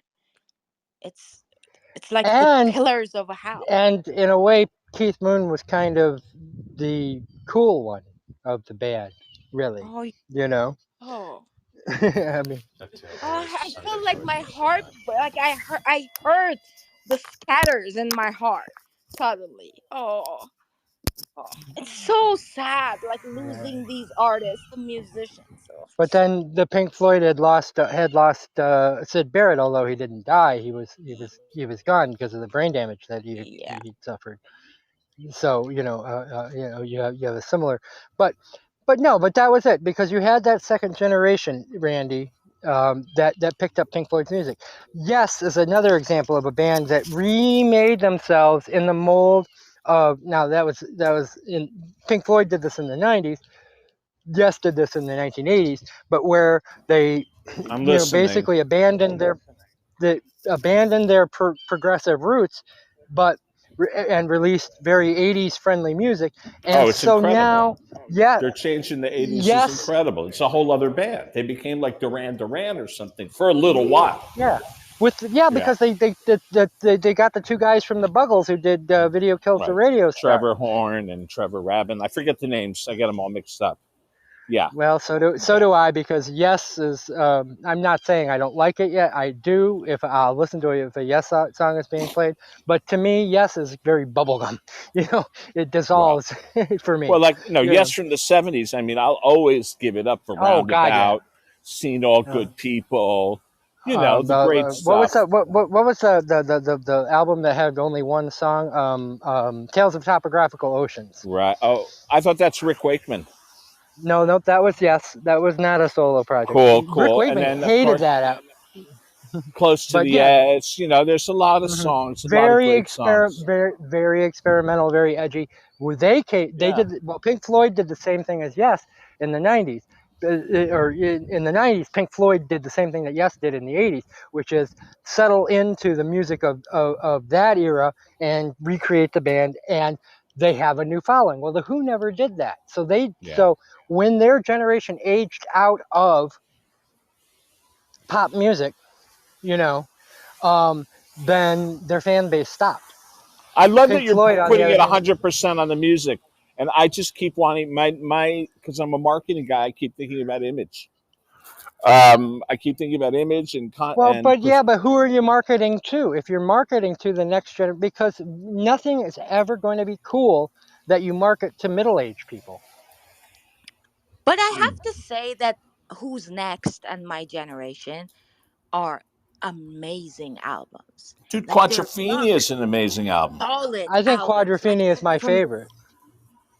really? Oh, Who's Next is my favorite Well, album. now Who's Next was where they had originally were supposed to be a rock opera called The And Lighthouse, I love the album and cover, I have to say. oh God, where they're pissing on the, or were they just walking away after they take a piss? Yeah, yeah, that was. But yeah, but yes, they were phenomenal musicians, but they stopped making music, and they never changed to become marketable. To get back to Randy's point, to the next generation. The Who is something that was not picked up by the next generation. The people who listen to the Who literally um, stopped picking up new fans about 1979. You know, and so yeah, and so yeah, and you don't have the largest generation in history. Generation X grew up not knowing who the Who was. Quite honestly, they knew Speaking more about of Rush than they did the Who, because speaking you of heard the losing, Rush more on the radio. I just said that losing the great artist. My favorite British band is Joy Division, and it's like losing young Curtis was that was I think that's the loss. I love that band. Joy Division is great. That's the music that I really love to like keep going back and listen to. I like more than Yeah, Suspect, the Clash, and well, Joy Division. Roger Waters had something really obnoxious to say after he died. What? Back to the Roger Waters is an Please don't asshole tell narrative. me. I Uh, don't want to hate him. you. No, what he said was, well, he wrote 20 songs about wanting to kill himself and then finally did. I guess this is a Oh success no. story. Oh no. Oh that's not. Oh man. but he does like to incite, and maybe that's another reason why Pink Floyd stays relevant, because Roger Waters is constantly in the news, stirring up trouble, and so you know that Randy, as a publicity, would that be an example of there's no such thing as bad publicity?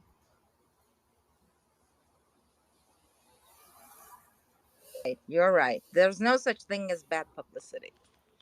When Roger Waters comes out and wants to boycott Israel, as an example, and there's this huge reaction against it. Or recently, right there in Pennsylvania, where I believe you are, Yazzie, he was banned from a college campus that was holding a Palestinian reading. He was in the news.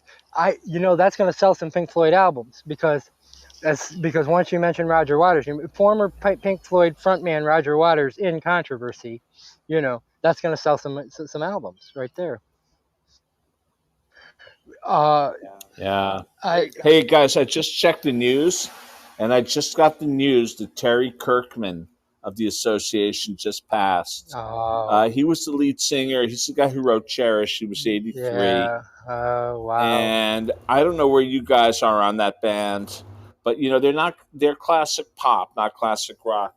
But man, I mean, I don't know how you feel about the song "Never My Love." They're the best car driving band, the association. Songs to listen to while you're on a long car drive. Dude, their greatest hits. Their greatest hits. I mean, Along Comes Mary, Windy, Cherish, Never My Love. I mean, those are, each one of those, they don't have a band rep the way, I mean, I don't understand. Well, there's no what real happened with their virtuoso. You career. don't get like a virtuoso guitarist or anything like that. No, because there's 4 or 5 talented guys. If you ever But they're watch them just- live, different guys step they're up. great. It's like an all-star band. They're just great pop, but they're great pop songs. They are great pop songs. No, dude, but when you go, I mean, you get music, and I'm saying this with respect. When you go see The Loving Spoonful, or when you did, it was John Sebastian singing. When you go see Beach Boys, it's 80% of the time Mike Love singing. When you look at an association set, dude, it's like 4 different lead vocalists, like different songs, different guys singing lead. If you watch it, and always like double vocals, a lot of times double, but different combos. In other words, there was no one main frontman. Although Terry Kirkman is probably as close to one as we have. I would compare them to Cherish. I would compare them in that way to kind of like the Supertramp of the Breakfast in America Well, era. Supertramp had 2 singers, right? Well, but most of their songs were multi-vocal, just like the association, and they both had that. Yes, Supertramp only had the really. But this band, again, I know it seems like I'm exaggerating, but watch the videos. There's like 4 different guys. Oh, absolutely. For real. And you can tell when you hear them. Russ Galliardo, or whatever his name, and Terry Kirkman, and Jim Yester, and at least one other guy. I mean, my God. So, like, even today, with all these guys who've passed, may their memory be a blessing, you still have 1 or 2 original guys on the road right now. It's crazy. Terry himself was 83, and he was probably on the older side. Yeah, touring it's so important. Being in public figures, that people see you, it's so important. The Who, they're not touring anymore. That's so. Actually, they just announced that they are. I suddenly thought about the Cure. I mean, they could do a residency in Vegas and just clean up, or a residency in New York and LA. Touring doesn't have to be like 30 cities or 20 cities. Well, at the Live 8 concert, the Who opened for Pink Floyd. The reunited Who was the second to last act, and Pink Floyd was the last when they reunited with Roger Waters for you said that the Live Aid. Like last night, I was watching this Global Citizen. It was a disaster. Red Hot Chili Peppers, they were great. They were wonderful, but something happened to this. Like, I don't know. It's kind of like they lost actually, you're right, Randy. Big concerts, it's kind of like they lost their mojo in big venues. I always go to small venues. If I like wanted to go see a band, I go to 9:30 Club. That's where I like to go. Small venues right now. You live in Uh, DC? no, no, but Philly. But I go like if Mm. there's someone like I went to see The Cure.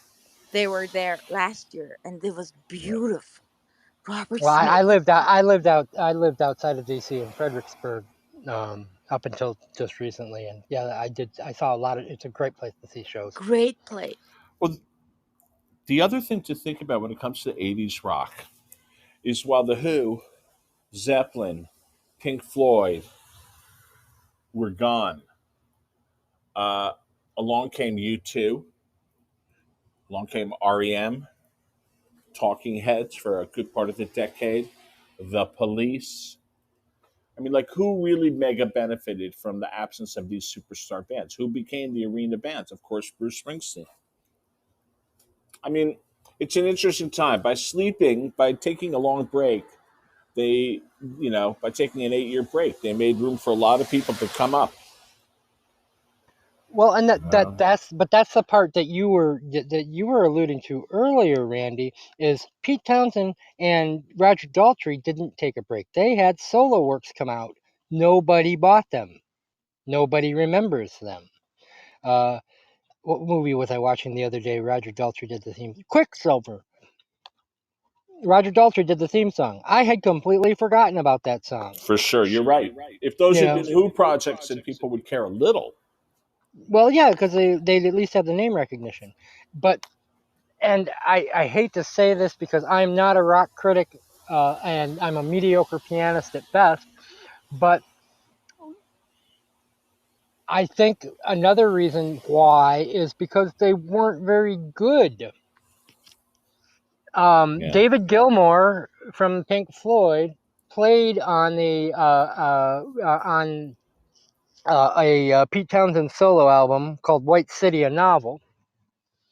And honestly, there's not one memorable song on that entire album. And you have Gilmour, his guitar, and they're not good.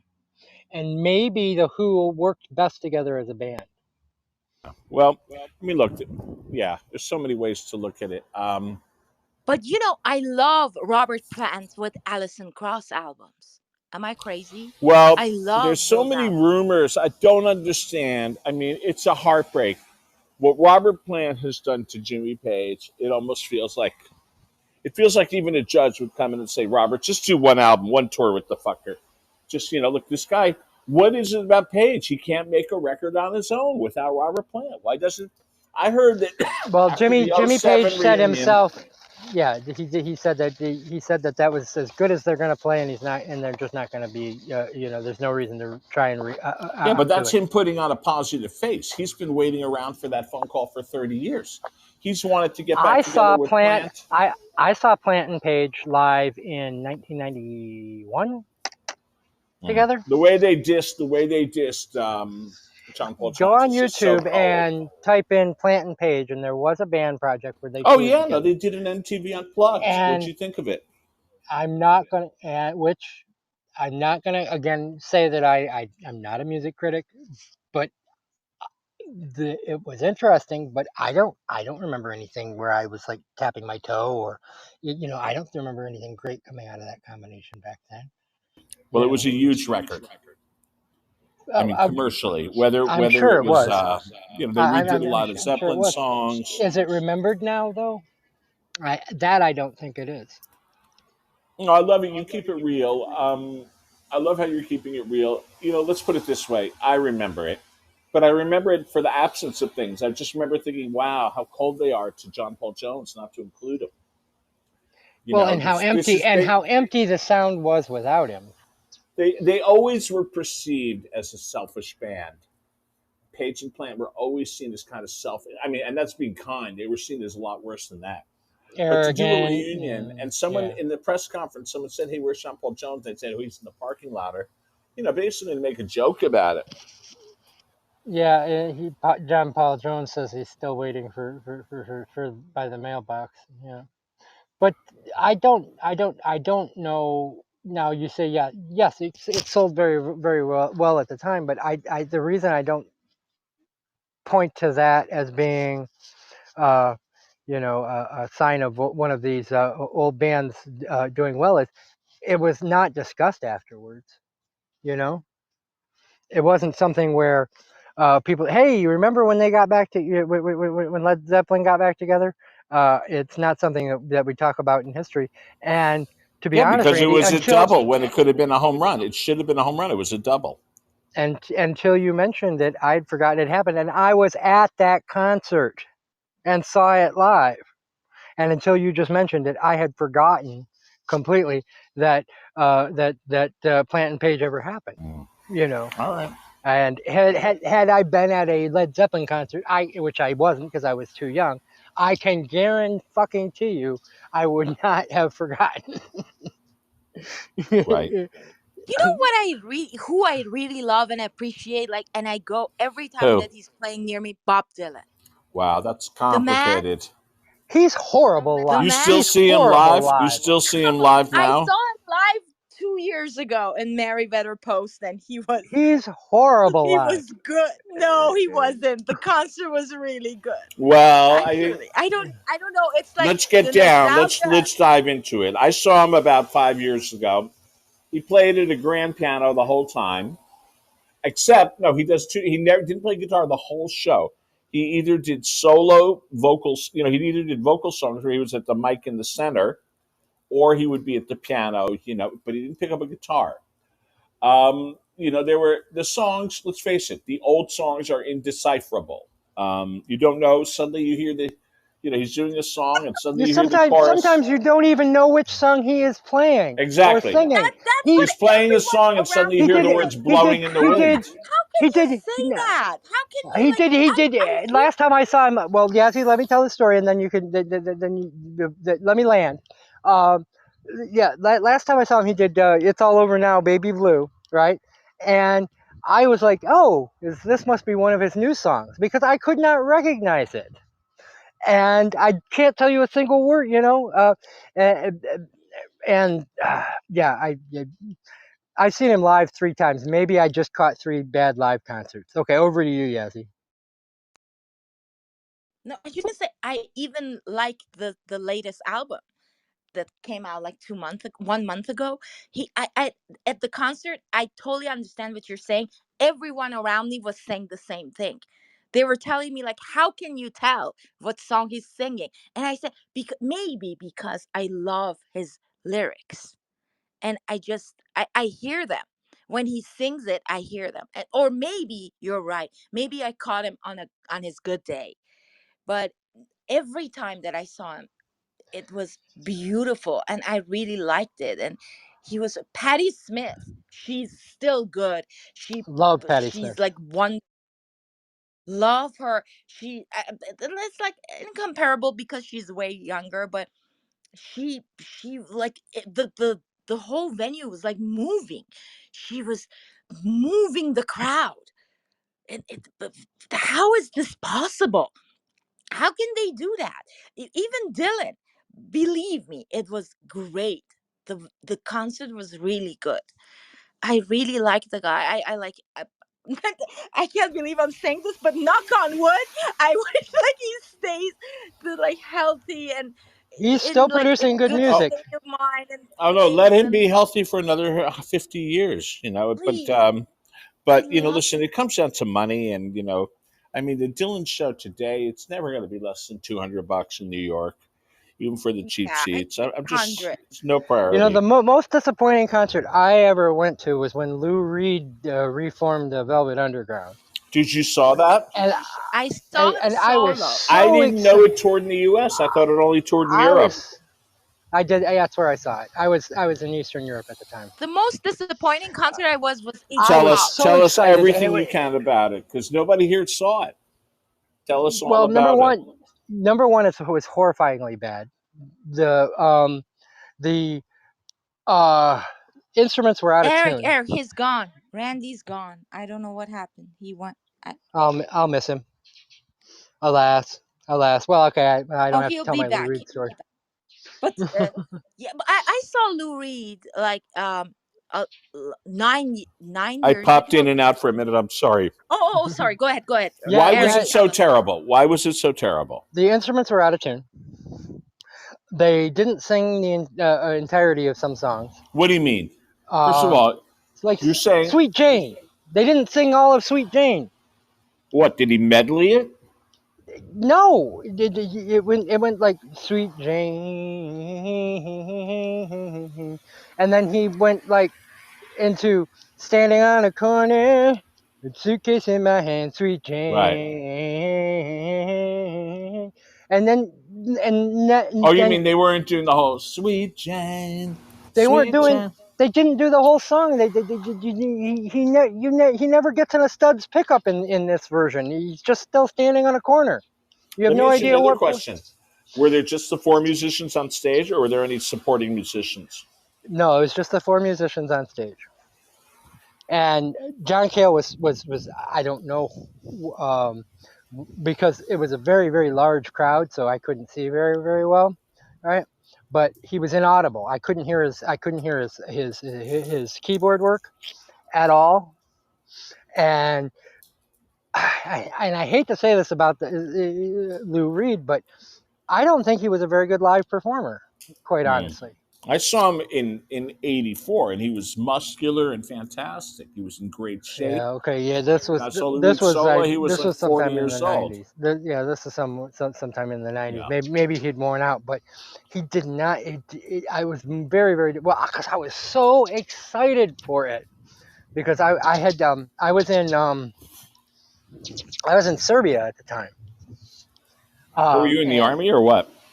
I was a military reporter. I was covering NATO. NATO, the NATO operation in Bosnia at the time. Um, and and I was like, we can't miss this, and got everybody was all excited about it, and we all went, and afterwards it was just like, what the fuck was that? Oh, it was only like 40 minutes long, and then they just walk off stage, you know, and and I was so excited for it, you know, Dude, so I've read a lot about it. I've read a lot about it. It was not a productive thing. They had a U.S. tour book that they canceled. because Um, you know yeah, what, then, and that's the market being right because they sucked, you know. no, it's they had internal But I saw disagreements. him on like I think Lou Reed 2010. and Cale had a lot of disagreements. I think what it was is this: is that they wanted to produce a live album. They did do a live album, and Lou wanted to be exclusive producer, which also means points as a producer, and Cale Yeah, wanted to be he wanted co-production, his cut. because he's a producer too. Well, and he's actually a So, better producer than Lou Reed. I well, mean, yeah, you know sorry, your music. That's right. So, he's very much more polished. You know, Lou Reed had great producers, and that's why he was able. You know, he had David Bowie. He had what's his name who produced Pink Floyd The Wall, Bob yeah, Ezrin, Bob Ezrin. which which now that I would have loved to have seen is when Lou Reed toured for that album for Berlin. Yeah. That's That what I was telling you. I saw him in 2010 in Philadelphia Electric Factory. He was like singing Peter Gabriel and some of Velvet Underground. As Randy said, he was muscular. He was in very good shape, and I was like in front row, and I had this eye contact with him, and I cannot tell. And right now that I'm thinking about it, I'm kind of get emotional. It was Mm, beautiful. you It better was get over here if you need any wow. support. Wow. I had a bad I had a bad concert, I guess. So, I will say it didn't make me appreciate him or Velvet Underground any less. I didn't like walk away from that saying they suck. They just sucked that night. You know, that's how my mind worked, which is too bad. You know, because that would have sold out in the United States had they been able to get past their differences. You know, because Randy, as someone who is in marketing, you know that the product doesn't have to be good for people to buy it, right? The worst concert I was 2016 Iggy Pop. I wouldn't even Disaster. go. I wouldn't even go. Disaster. I love him, but the concert was awful. The crowd were awful. I Mm, can't tell you. Don't go. Even though I love the guy, I was seeing him and I was I'll be like ready in soon. full joy, but it For was f- awful. what do Sadly. you guys think of REM? I think they're great live. They're one Pull of the up a best chair. live bands ever. Never seen I Yeah. them. think it's they well, I live in Here, pull up Georgia a now, chair. where they're revered, where they're revered. Oh, you live in where in Georgia? Atlanta? Uh, What? no, way down. I mean, Valdosta. It's like I'm on the Florida border, but here REM is considered like Bruce Springsteen is considered in Jersey. You know, people here they really really cherish them, and I have to say I maybe thought of them as being a good band until I moved here and heard the reverence that they're held in here, and now I kind of, you know, it, hold them in the same kind of reverence because of that. It's addictive. Are they still together? No, I didn't no, even no, they know. broke No, up they in broke up 2004. Okay. in '96. They became a trio, and around 2006. I'm being very general now. They broke up. After It could have been 2010. It could have been no, it was right 2012. I after just live, lost track. whatever year Live 8 was, because their last concert was at Live 8. 2006, maybe. I think in 2006. Yeah, their Yeah. last concert was at Live 8, and that last album is not one that gets a lot of airplay anymore. It's some of their best music, actually. What's the Yeah. song? I Bad never Day. got Exactly into what it. Bad I never got I around was that to about it. that to say. the song Bad Day on there is a very good song. It's been a bad day. Please don't take my pick. It's a very good pop song. It really is. There's a band that stayed productive all the way to to the end, until they reunite 10 years from now, of course. Well, the time is ticking. I don't know quite why they don't. I mean, when you break up in 2016 or 2007, rather, a lot of people would say, hey, 2023, that's 17 years. It's about time you guys reunite. Now, those guys must have been very smart with the business, and I think they were. Like, I keep reading about some of the deals that they did. They own their masters. They license them to different people now. They're not with Warner Brothers. The You first can five buy albums are owned stock by. in Michael Stipe himself on Wall Street. There is an actual stock in Michael Stipe that trades. You're joking. Nope. Really? Oh wow. How do you do Yeah, Wow. that? he did that in 1998. The day the day the laws changed that allowed the banks to be able to sell their Wild. own products. Yeah, Hmm. right after Glass-Steagall. Yeah, you can buy a stock in Michael Stipe himself. You could do that with David Bowie as What well. other musicians have No, the stock? Bowie thing is famous. They were called Bowie bonds. That's a very specific thing. Yes, I didn't. Yes, you can do bond. They were done. They sold out. They returned. Blah blah blah. The Bowie bond thing was a big deal in Kind of an '97, early '98, version of an '99. NFT. Yeah, you're way beyond me now. I don't with the NFT. I just cannot. I will not be able to give a definitive opinion. But I am googling No right one can. now. They're not. That's the whole Michael point. You're not. Stipe. Michael Stipe stock. When David Bowie died, I cried for constant 2 days. I think. Yeah. That was I that went to was. work the next day and I said, "Why are we even open?" You're right.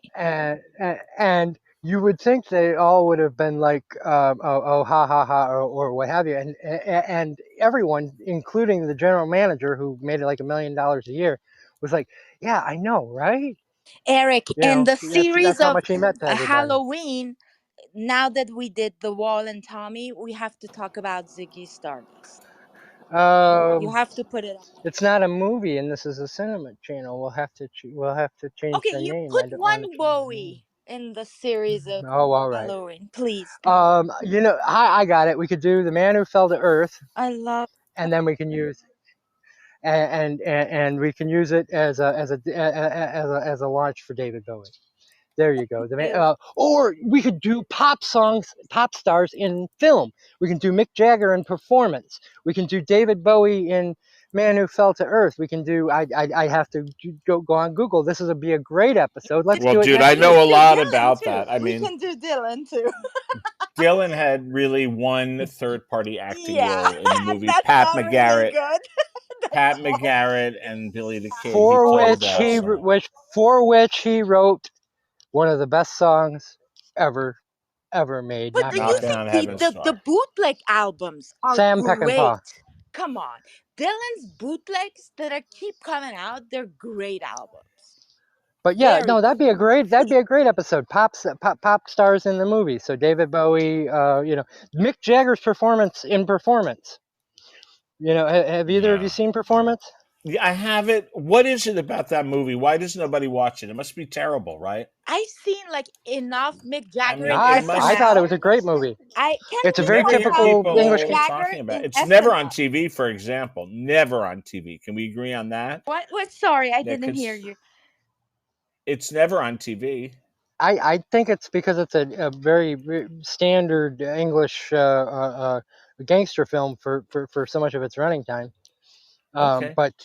But Jagger is great in it, and he wrote a song for it that he performs, and he Memo to performs it Turner. live on Memo to Turner, and it's a great song. I remember you at the Coke convention back in 1965. Yeah, I mean, now that scene makes no sense. It just pops in the middle. It's, I guess, supposed to be like a dream sequence or something. But I I don't think it's a bad movie at all. And matter of fact, I think it's something you point out that it's not discussed, and it should be. It should be, and it should be something that we are watching on television, because Nicholas Roeg was one of the directors. I can't remember the name of the other one, the Scottish gentleman. But Nicholas Roeg went on to have a big career. He directed Bowie in The Man Who Fell to Earth, for instance. That'd be a good show. That'd definitely be a good show. British. Oh, you got the Beatles in A Hard Day's Night, Richard Lester's film. You know what's another movie that you never see on TV is How I Won the War, starring John Lennon. It's like, when you consider that it's John Lennon, that's a movie that you never see on TV. That's another Richard Lester film. But that one, Correct. I think that's an American thing because it's on English TV all the time. Is it? Okay. Yeah. Like to the point where people in England, there's almost like a backlash against it. No Because kidding. because they show it so much. But that's another Richard Lester film. But the thing that I haven't seen it in so many years, but I remember John Lennon being very good in it. I remember one time, there's this one scene that he just plays. It's perfect comedy, where the tough sergeant comes up and says, "And what did you get back from your explorations?" And he reaches in his pocket and he says, "I found some very lovely things on the ground." And he just plays it so perfectly. He really was just a natural comedian. You remember him in A Hard Day's Night, give us a kiss, love, it's amazing stuff. Come on, man. Tremendous charisma. Tremendous. Yeah, he was just a very natural comedian. I remember him being very good. And I remember am I wrong? Like, wasn't like Roger Daltry played Franz Liszt in the movie? Yes. Directed by Daltry Ken has Russell. a couple of movies as an actor. There's a British gangster movie also. He plays. It's a true life thing. He stars in it. Come on, help me, somebody. It's a guy who gets out of jail, a famous British gangster. I could look it up in a minute, but yeah. Daltry did a couple of movies as an actor. Listomania was directed by Ken Russell, Yassi. Correct. That was like You're right. But the only thing I remember from that movie to talk about Eric in that show, and it's Tom Waits. I'm gonna go full Tom Waits and oh my God, he was in everything for a while. He was in everything, and I loved him. And Terry Gilliam just loved to put him in stuff. That's great. Like Terry Gilliam is wonderful for Halloween. Everything that he touches can go in Halloween. We'll have an episode on Terry Gilliam for sure. You should. Yeah. I'm not going to do a whole Monty Python episode, but I'll do one on just him. Because again, there's too. A whole one on all the Monty Python if you include the spin-off project. I'm not doing an episode on Monty Python because that's all anybody ever talks about is Monty Python. There's no need for another Monty Python episode about anything. I love Monty Python, don't get me wrong. But, I love the Goons. I love the Carry On. I mean, so much British comedy that doesn't get talked about. That's the stuff that we need episodes on. You're right, and I have to watch those films. So Peter please, Peter Sellers. Peter, of course, Peter Sellers Yeah. are watched a lot because of my father. My father loved them, and Mhm. like he still talks about him. He anything that happens, he keeps saying "birdie num num," and like yeah, Peter Sellers, I'm good. But like Peter a lot, Cook and Dan see, and Dudley Moore. yeah, Yeah. I have to watch those. So anytime Yeah. that you put it on the list, I'm up for Yeah. it. But and I still haven't done Herbert. Herbert mentioned the Carry On films. We got to do one on the Carry On films. I mean, yeah, the Monty Python. You just if you want a podcast about Monty Python, just type in Monty Python to any podcaster, and you'll find hundreds of them. I mean, they're just so overcovered. And no one talked about Yeah. Robbie Robertson You're right. when he You're right. passed. How is that possible?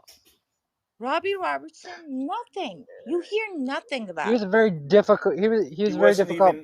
even. I don't believe he was even 80. I forgot how old he was. He was 76 though. He was getting up 78. there. No, Yeah, he dude. was. You know, I Yeah. That's a real still shame. put Last Waltz He's a great DVD guy. and watch it. I do it. Ma- I do that. Like I Martin Scorsese, and then he did the soundtrack for Martin Scorsese's Color of Money as well. Could you put this way yeah. someplace? And they were and a lot of other films. He was He like almost killed Martin Scorsese, for Robbie real? Robertson, How? because Martin Scorsese was partying with him so much that he had a coke overdose and almost died in the hospital right before he made it. It was why he made Raging Bull and stopped hanging out with Robbie Robertson, was because he had to get cleaned up after that. But yeah, his heart stopped No. at one point, Oh, this and is my biggest the takeout of the night. and Robertson, the way he tells the story is he'd done twice as much cocaine as Martin Scorsese that night, and said he hadn't quite got a buzz yet. No. Oh my. But Marty was a kind of an asthmatic kid, so yeah, not everybody, everybody reacts differently. But yeah, he almost killed I Martin can't Scorsese. wait to watch The Killers of the Flower Moon. I think that's a great movie. Oh, I I love the know it. trailer. The trailer is done so, and I hate trailers usually, but the Breathtaking. trailer looks so good. But So good. I hope this isn't a white narrative, a white savior narrative. The trailer's kind of making it look like it's going to be another I one of don't those. think so because of all the attention that he got in Cannes and no, it's not like that. He's Well, it, but I'm just preparing myself because so many of these films turn out to be that white savior narrative, and they really, the trailers are really setting up DiCaprio to be coming to to save the Lakota.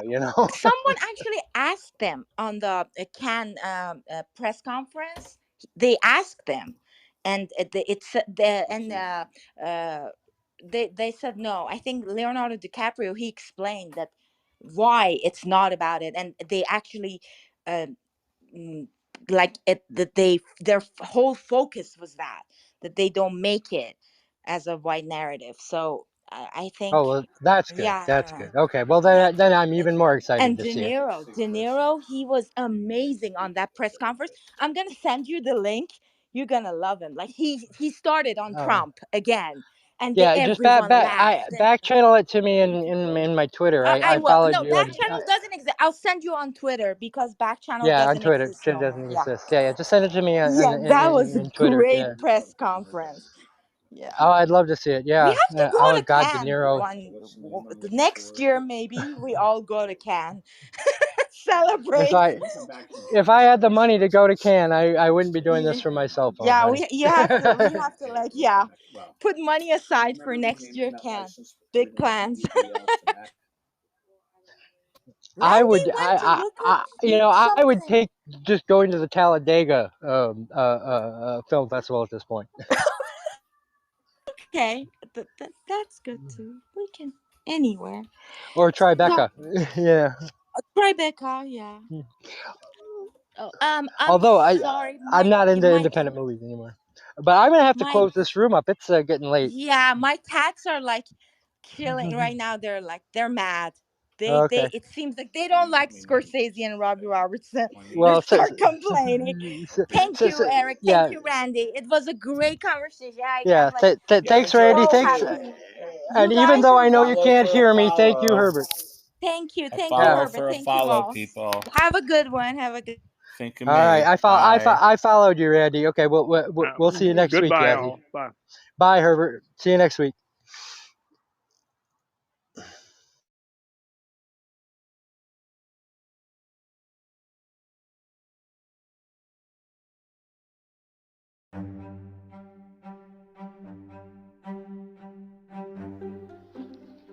Want to join the conversation?